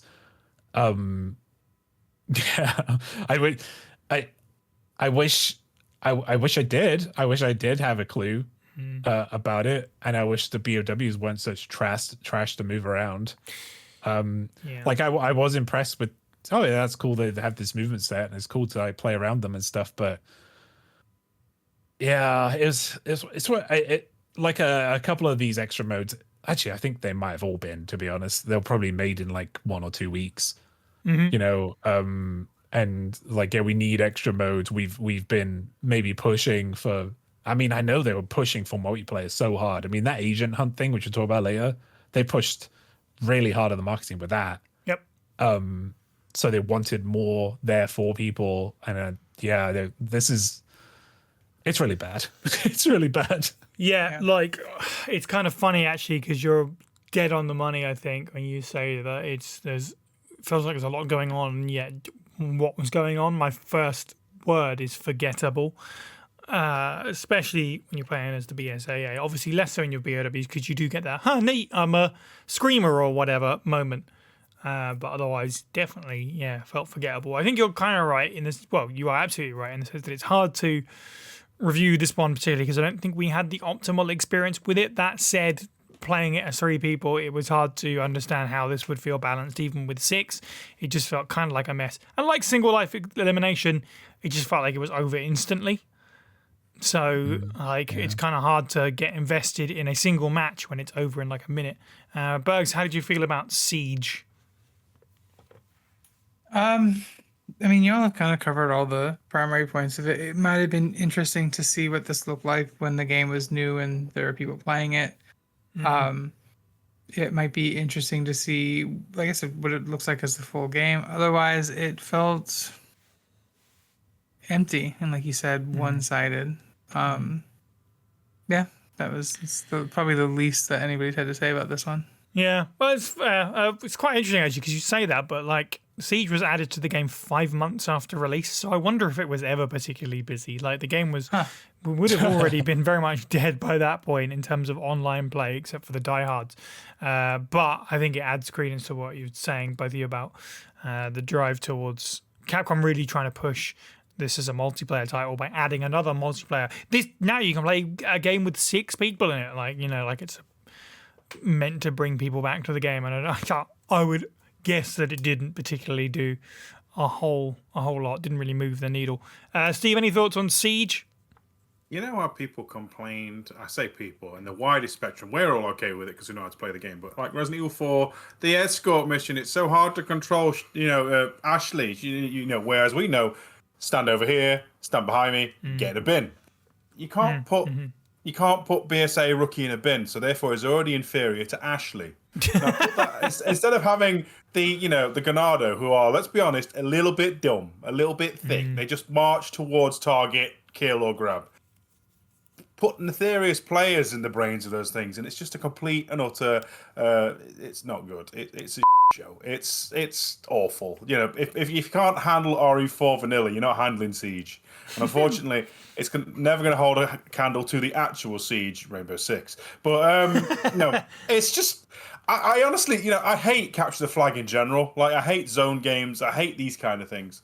And since the rookie can literally just move and sit still, they can't even fight back. Yeah, it's just tedious. Like, I hate babysitting jobs, good. Man. Like, no good. If it was Pierce and he was using his rifle doing the odd like one shot boom, that would be fun. No, it's not even Finn. It's just generic BSAA dork. Oh great! Yeah. Get this man some goggles. I literally, out of all the modes, this is the most fillery feeling one for me. Definitely. Okay, cool. Let's circle back around then to characters, since this has affected everything that we talked about to this point. Do we have any favourite characters or loadouts, and in fact, least favourite? I'll go first with my favourite. I don't think anyone will be surprised to hear Sherry Birkin is in this game, so I played as Sherry Birkin the most. It's the one time I get the opportunity to play as Sherry, so I'm going to do it. I think her standard loadout is decent enough. Her unlockable loadout is great. Even if the outfit is kind of grim, because it was 2012 horny Resident Evil, so it was Sherry Birkin in a schoolgirl outfit, of course, which is extra weird because it's kind of meant to be the schoolgirl outfit that you remember from 1998 when you protected her as a child. So not really keen on that part, which is a shame because, the actual loadout itself is pretty good.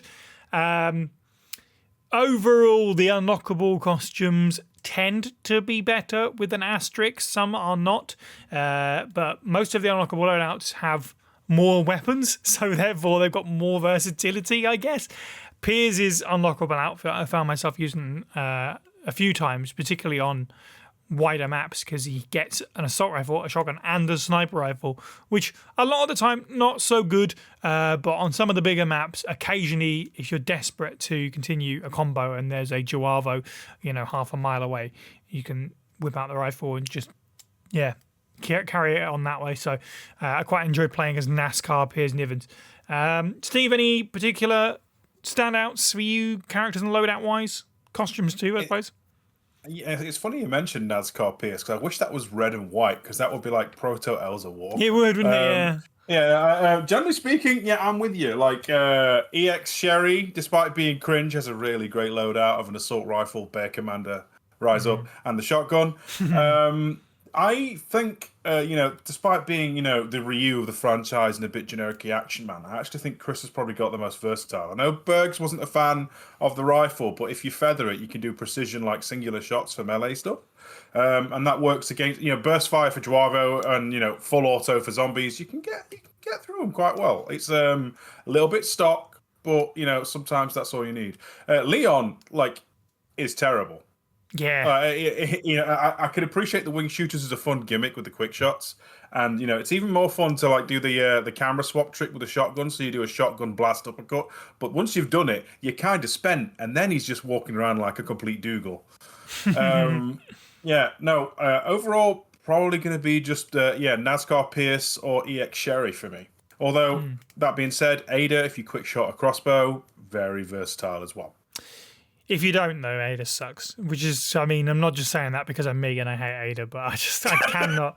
I cannot. You don't need a reason. Oh no, but she's giving me extra reasons for that bow.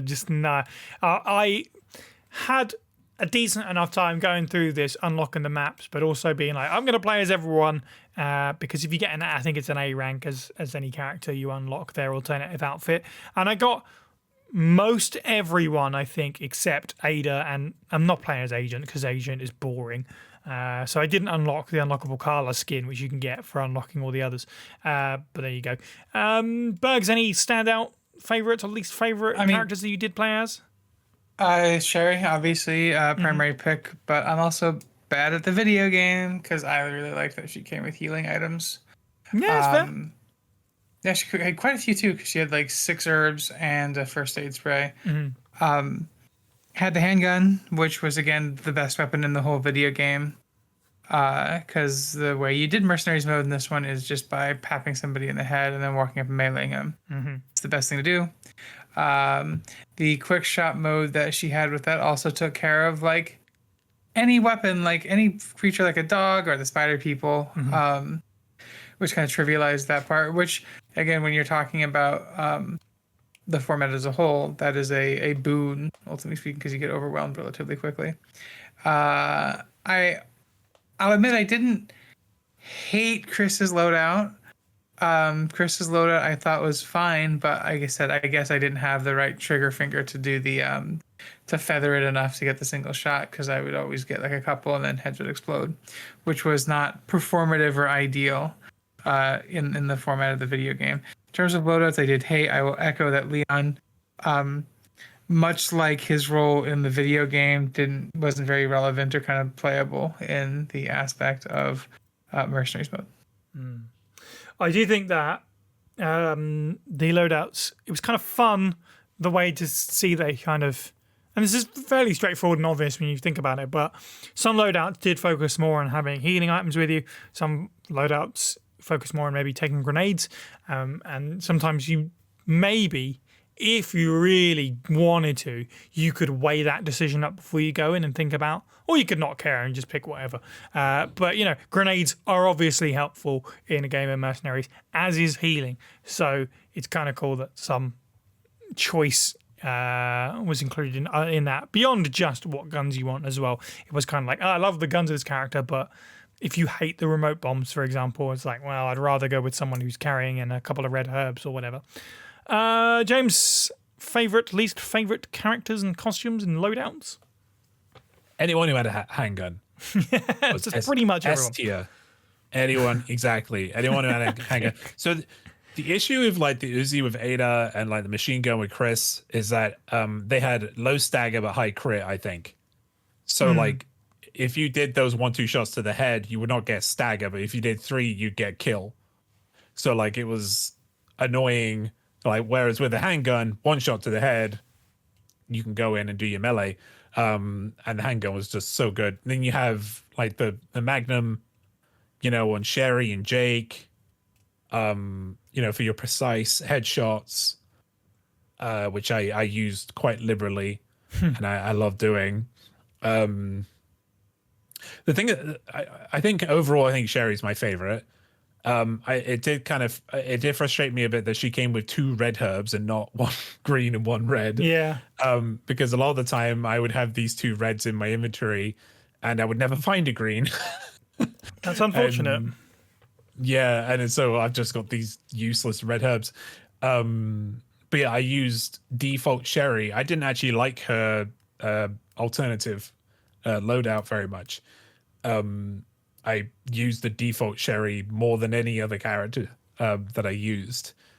Also, her stun baton is freaking amazing. Like, you have to kind of get used to it because the enemies, once you get to the higher levels, they start to dodge your hits sometimes. But if you can time it and back somebody up into a corner or onto a ledge, you're always going to hit and you're always going to get a finisher, and without using any ammo. Interesting.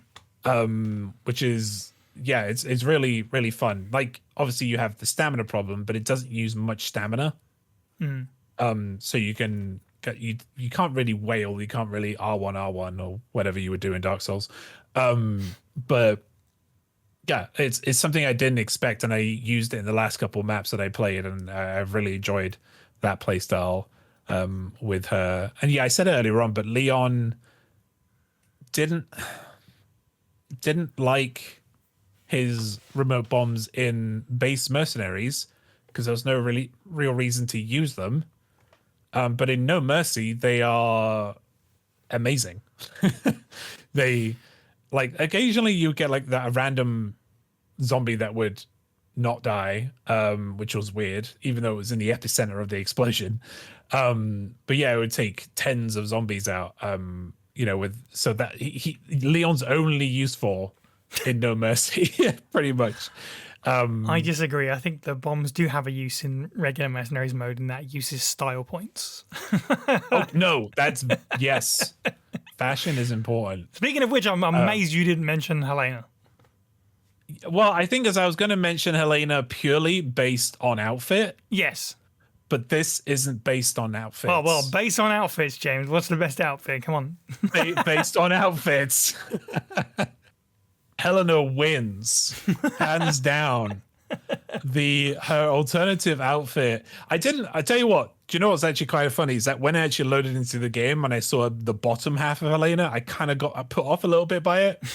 And I was like, oh, because it's basically a heavily pleated mini skirt and stockings and like thigh high leather boots. And like, yes, I like that in certain settings, of course, right? But I don't know. The top half was amazing to me. It was like just this loose tie, popped massive collar that looked like a kind of a demo vest ish, like the RPD on the back and on the shoulders, the slanted police officer's cap and the aviators. An amazing look on Helena. It didn't actually look like Helena at all. No, it didn't, to be fair. But yeah, amazing. Her loadout is crap though. Yeah, I didn't like. Yeah. On both of them, it was not very good because the sniper is good for quick shotting, but that's all it's good for. And you might as well use a handgun for that. And I didn't like using the Hydra-ish, whatever it was called. I can't remember what it was called, but the 3-shot shotty that she had, that wasn't super good to use. And she also had like moves that took forever to do. Which used to like mess up combos. 3-second long like head scissors takedown thing she does. It's ridiculous. Yeah, she does one extra spin for no reason. It's so funny. I do think that I do enjoy the silliness of, like with RE5, the silliness of some of the unlockable costumes is good. Like Chris has this ridiculous like samurai for whatever reason. It's kind of funny, and Jake's got this like shades thing with a popped collar and all this, like he's some like B-boy kind of thing. It's really goofy, and I kind of appreciate that side of it. More of these kind of costumes on our beloved characters, please. Unlockable costumes in Resident Evil are great, and I'm glad to see them continue. Speaking of, let's do maps as well. This is something that appears throughout all the various different game modes, favourites and least favourites. James, you went off about Steel Beast, which you're right is absolutely one of the worst maps. The other one, and you all know what's coming, Bergs mentioned it, and I kept belly aching about it, but Rail Yard sucks. It is absolutely the hardest to try and keep enemies coming towards you at a good clip. There's something about the layout about it that's just not good. It's so easy to mistakenly lose your combo because suddenly there's no enemies, or all of a sudden the enemies that it does throw at you, it's a Joavo map, so you're already off to a bad start. But the enemies it does throw at you and the suddenness that the kind of leveled up enemies come really can ruin your day. Like the exploding maggot guys start coming, and then suddenly there's like Shrilax and rocket launcher dudes towards the end, and it was like, this is just too much. We did Rail Yards so many times trying to get, because of the way that we said, the maps work, you have to get an A or an S on the preceding map to unlock the next one. So you only need to play mining, on PC at least. You need to play mining in the depths to get Rail Yard, and then you get an A or an S in Rail Yard to unlock the next map, and so on and so forth. So you have to beat Rail Yard to get the second unlockable map on PC version, and it was such a horrible slog. But in terms of the good ones, I actually quite like mining in the depths. I think we've played it enough times that it might just be that bias. Also pleasantly surprised by, I don't know if we'll see who agrees with this or not, but Requiem for War, and as James pointed out, very clearly a tease for Resident Evil 9 there, with this weird Q in the text, very odd, which is the area that you fight the Ogre Man in the campaign, which you do twice in the campaign, so you're kind of like, but it's kind of fun to go back there in the daytime in Mercenaries, and shockingly, fight the Ogre Man again. I did not expect him to show up in Mercenaries mode. It's kind of doofy because you have to kill him the same way you do in the campaign by leading him into the electrical wires. But as far as we could tell, I tried 2 of the wires. One of them did nothing. One of them killed it every time. So it was like, well, this is the spot we have to go. I have no idea what happens about the other wires, but that was the cables that I was like, well, I'm always going to lead him here. Still, it was neat that the Ogre Man showed up, and it did unfortunately kind of set me up for a little bit from failure from there, because I really expected some other wild stuff in the further unlocked maps. Like the next one you unlock is Liquid Fire, which is the underwater laboratory lava mayhem that you fight Ustanak in the end of Jake and Sherry's campaign. And I was kind of expecting the Ustanak to show up, and he didn't, and it's just kind of back to regular enemies, and I was like, oh, it's kind of a shame. Even the last one, which is weirdly, it's called Rooftops, but it's like the helipad where you fight Fly Simmons, that kind of area. No like special enemies that I recall. Lots of them, and decently enjoyable, but odd to go from the Ogre Man and then kind of step down for the rest of the maps.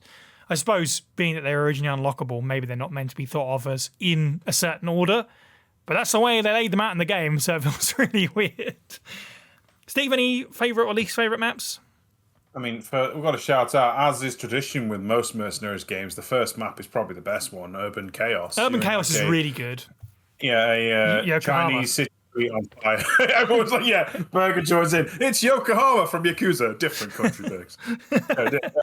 But no, it's because it's brightly lit and it's like on fire and the zombies are swarming, and it's probably the best zombie map, no question. Like, I'm not a fan of the catacombs, and I'm sorry, I'm not a fan of mining in the depths either. Generally speaking, because they're just too tanky. The armored zombies are tedious. I don't like them. Never like them. No. Juavo, generally speaking, as they make up the bulk of the maps, they also have nothing but trash. But they do have 2 standouts for me, and that is the Creature Workshop and the High Seas, the one you're on like an aircraft carrier at sunset. Oh, yeah. Kind of really vibe on that one. I think Requiem for a War is kind of cool in that you can fight the Ogre Man. You can kill him without using the electrical wires, everybody. You just shoot him in the face and he goes limp. Fair. You climb on everybody. But yeah, no, that's neat. But I really appreciate Creature Workshop for its like kooky under the, it's like you're in Ursula's evil umbrella lab from The Little Mermaid. It's bizarre. I can't vibe with it, complete with Neo umbrella, Black Manta men everywhere. The only thing is, Juavo have the same problem regardless, and it literally is because they have iframes when they transform. And then you put like 50 rounds from a magazine into them, and then they fall down dead like the animators turn them off. It's just, it can break the flow, especially in Mercenaries. If you don't do canned melee kills, you are really doing yourself a disservice fighting those guys. The zombies kind of get stiffed. They have the best map, but they don't get any more than that. That's really good for me. Urban Chaos, High Seas, Creature Workshop. That's my picks. You make a great point, by the way. I just wanted to point out, like, some of the choices for maps are actually kind of cool, dare I say it. The Ogre Man one, again, I said, like, it's kind of a surprise that you get that and you get that fight. But also, the High Seas Fortress is really neat because it's like, that's the bit that you fly over, right? In the in the aircraft thing in Chris's campaign, the fighter jet. So it's really neat they just went, actually, we're just going to put you on the ground on the ship, and that's a map. It's like, oh, okay, that's pretty cool. There's a couple of those in there where you're like, huh, nice. Some of the maps, less so. I quite enjoyed Catacombs, but it is kind of a weird layout. And like Berg said, as with many of these maps, you just find your place to route in and stay there, so you don't really experience the weird windingness. Liquid Fire, same thing. It's massive, needlessly big, in fact. And you just kind of find a square railing section to fight on, and that was it. That was my one experience with it. But yeah, I mean, there was some thought put into some of these, certainly. James, any least favourite maps? First map, and I did like Mining the Depths. I know it isn't a favorite, but I liked. So here's my defense of Mining the Depths. It is tough. However, Mining the Depths does something that none of the other maps really do, and it wants to funnel you into the middle. It wants to funnel you into that bigger area so you can defend from that area, right? And kind of go around that centerpiece and kill stuff as it's coming. You will never enter those hallways after collecting all the time bonuses. Like, it's the only map where I got the open area, whereas every other map, we would always just pick a location and we'd stick there forever, pretty much. And there was no real rhyme or reason. Whereas with Mine in the Depths, I definitely got why, because you needed to. If you didn't, if you stayed in those corridors, you would get overwhelmed. It's not my favorite map. I would say the first map is still superior. It's got a lot of features. It's got a lot of ways to get away. It's got a lot of ways to maneuver. A lot of little like side kind of stores to explore, which is fun in your first couple of run throughs. And like, we haven't really spoken about either like the time bonus system or the combo system, but the time bonus system it was great. The combo system I never felt actually did much, unfortunately. And they're always kind of just off and then hidden little places, which was kind of fun. I remember, with the final level, probably the most surprised was the final level. If there was a map that was going to surprise me, I didn't expect all these neon colors and a spider web of corridors leading up in like a spiral almost, like a helix in a way. It was kind of an amalgamation of the entire game, to be honest, because you're constantly seeing the spider webbed kind of motif everywhere, and then you've got this Mercenaries map that is pretty much just that. The enemies hated the Javo. They're just boring to fight against. Loves facing zombies. I also love facing the Kamen Riders. I don't know what their names are, but they were really fun to fight against, because the ones, if they had different eyes, they reacted different to you. Some would go directly for you. Some would be a little bit more offish. Others would have more of a neutral stance, I found, which was fun to work around in those maps. But top three are what's the first one? Urban Chaos. Yeah, so Urban Chaos, Mine in the Depths, and the last level for me were the highest level. They are rather boringly just called Neo Umbrella Joavo. So Kamen Rider works too. Okay. Bergs, any standout maps for better or for worse from your experience? I mean, we've covered the obvious high picks. The first map is very, very good. I really love Kamurocho. And That's the one.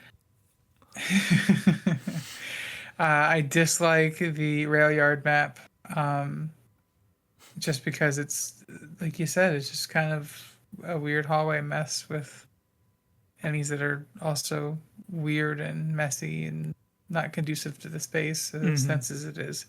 I really enjoy the at sea map that Steve mentioned.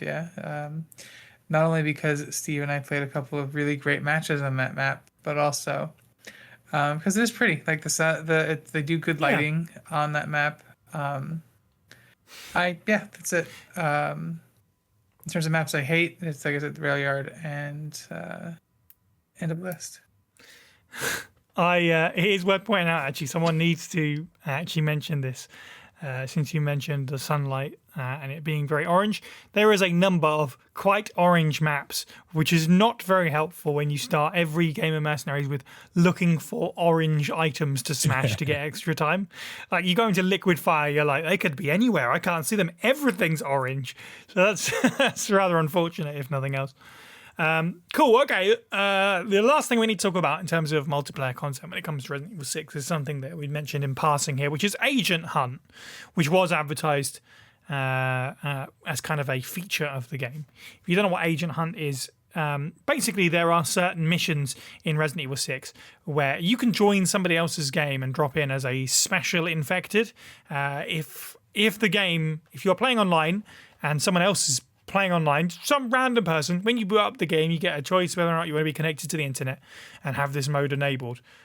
If you boot up Agent Hunt, the servers will just search for someone else playing Resident Evil 6 who happens to be in this moment in the story where you could spawn as a special infected, and it puts you in there and you can kind of join someone else's game as a BOW. The BOW obviously depends on what part of the campaign they're in. And yeah, you can attempt to, I don't know, attack some other players.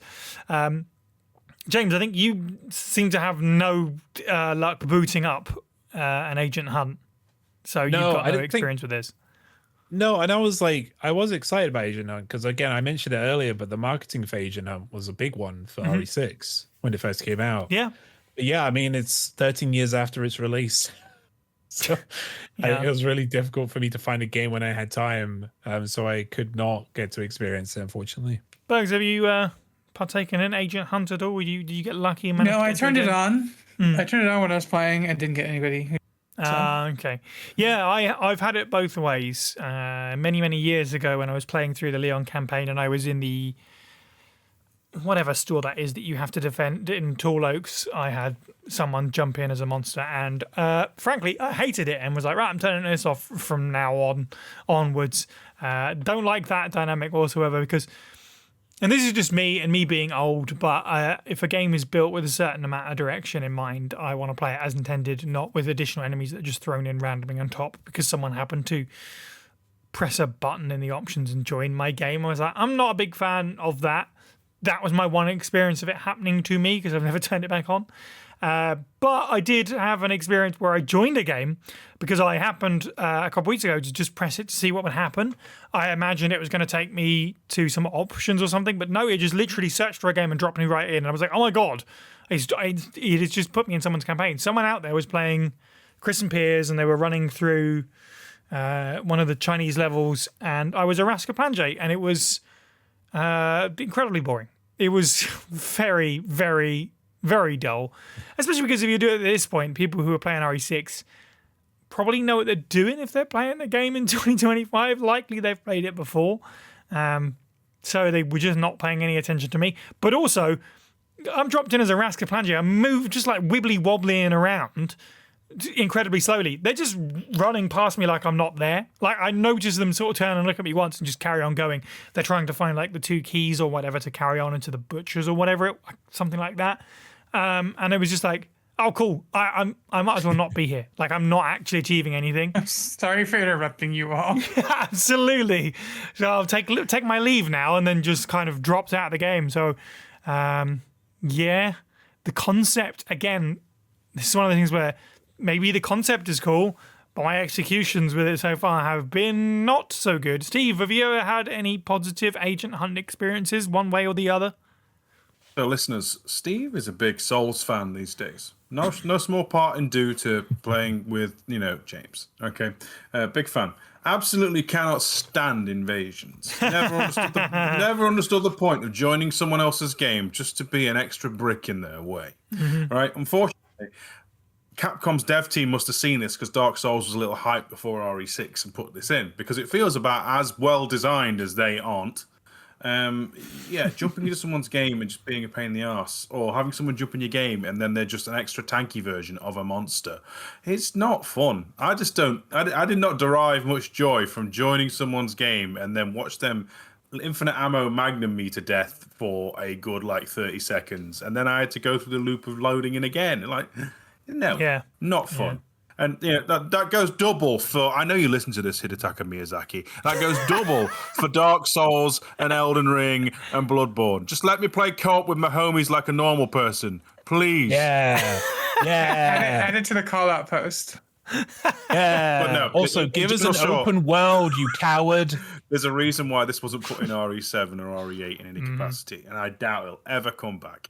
I understand the idea of jumping into someone's game as an adversary, and I like the fact that it's a toggleable option, but it's just not executed very well, and I think it's complete and utter liquid dog poop. I like that it's a toggleable option. I don't like that it's all when it's toggled on when you boot up the game. It should be off as default. That's my feeling on it. All right, cool. Let's wrap this up with some conclusions then on. Damn, I mean, Resident Evil 6 multiplayer content, but I guess the overall package as well now, because we are done with Resident Evil 6. Steve, final thoughts on this podcast? I'm glad I don't have to play this for a while. Okay. Generally speaking, like I've said enough to say that I have a lot of fun with its combat. Its stories infuriate, obfuscate. Generally, I do not enjoy, and I appreciate the fact that they at least tried something new when it comes to the multiplayer. Like, this is vastly more impressive than a lot of multiplayer offerings with other side games. It was almost one of the, I think it was around the time, wasn't it? It was a single player game with multiplayer adjacent stuff. So I appreciate the effort they put in. Most of these modes, unfortunately, do not do anything for me besides regular old Mercenaries and Onslaught. Like to see Jake and Sherry again, Capcom, but otherwise, that's it. You can get in the bin. Hard to do anything but agree, really. Like I said earlier, I was pleasantly surprised and a little bit ashamed by how much I was having fun with RE6. I'm joking, of course. Yeah, I'm glad that we played the Mercenaries and got some good out of this game, and I see why people praise the Mercenaries side of RE6. But it sucks that it has to be but the Mercenaries is good, sort of changed to this albatross that is the 20-something hour long 4 campaigns of terribleness. Sorry for people that like RE6. I'm not one of those people. I can absolutely understand and enjoy, in fact, listening to that discussion about what you enjoyed about it. But I, too, am very glad now that I can uninstall it and not play it for a long time. And if I do, as I've mentioned, I'm going through the series with someone. At some point, we might play RE6. I'll get to play it co-op. At least it will be more fun, because as we talked about today, playing it with someone definitely makes it better. But in terms of me ever booting up Resident Evil 6 to play it again by myself, be that a campaign or be that a multiplayer portion, I really don't see that happening anytime soon, if at all. James, what's your final thoughts on RE6? I will preface by saying this game did really well. Right now on Steam, for instance, it has 72% positive reviews. Yeah, totally. 76% overall reviews. People did enjoy this game. I think I said it in our Resi discussion a few days ago. I think this might have been a lot of people's first foray into the Resident Evil universe after Resi 5. And like, you see all this massive cast of characters, right? And everybody wants to learn about these characters. And it probably introduced a lot of people to far superior games at the end of the day. So that's kind of one thing that the game has done good for the Resident Evil community. For the Resident Evil franchise. It also led to like that heel turn from Capcom, which led to them to making actual horror games again. With the Resident Evil label on it, which we can thank Resident Evil 6 for. Not in the best way, but yeah, as I said earlier on, you can make a good game and a bad story. It's just none of the pieces work together with this game. None of them. Like, it's like there was a disconnect with everything as you were playing it. The things just weren't marrying together.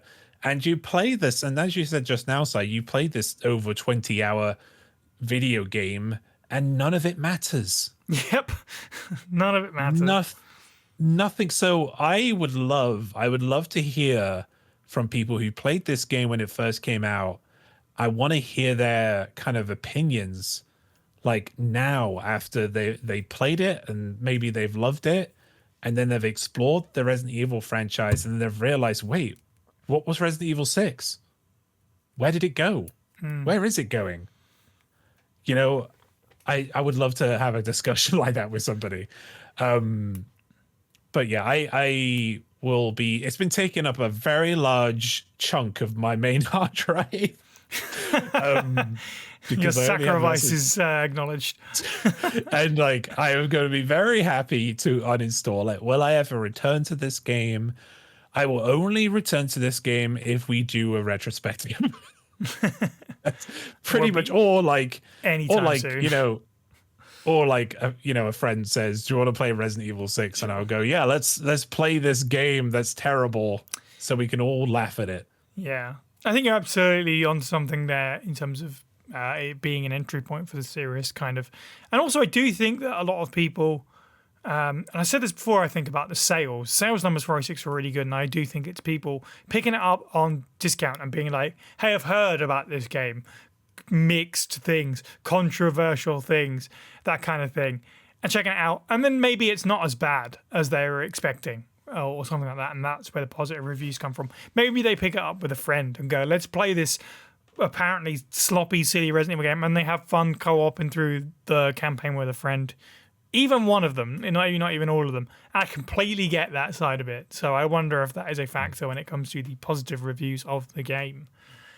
Berg's final thoughts on Resident Evil 6 as we all click the uninstall button together symbolically.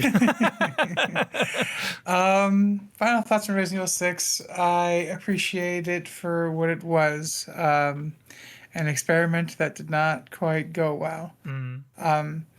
I will give Capcom credit and kudos for the fact that they heard people with regard to Resident Evil 5.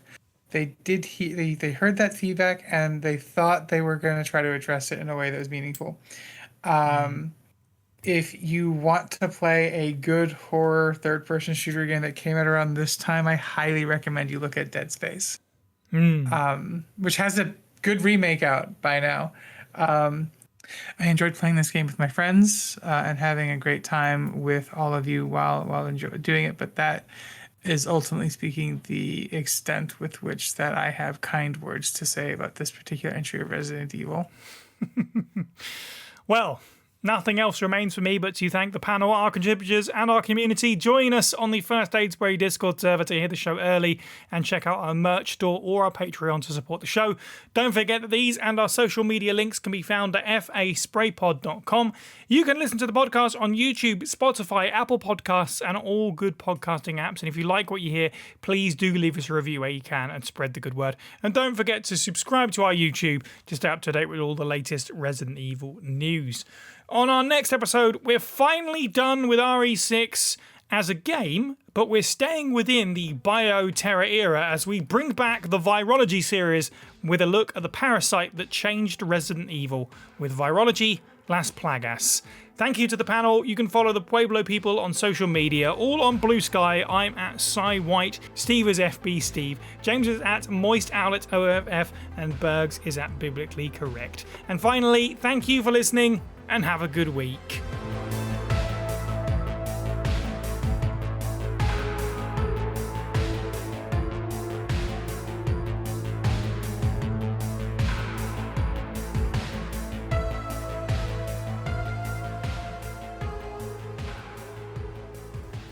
Oh, boy. Happy birthday, Cy. Yeah. Happy birthday! Yay. Thank you. I forgot for 2.5 hours. Louder. Oh, now that cloud, it's Cy from Steve. What? It's done. I could just feel like the cloud leaving Steve with that Cy. What a pile.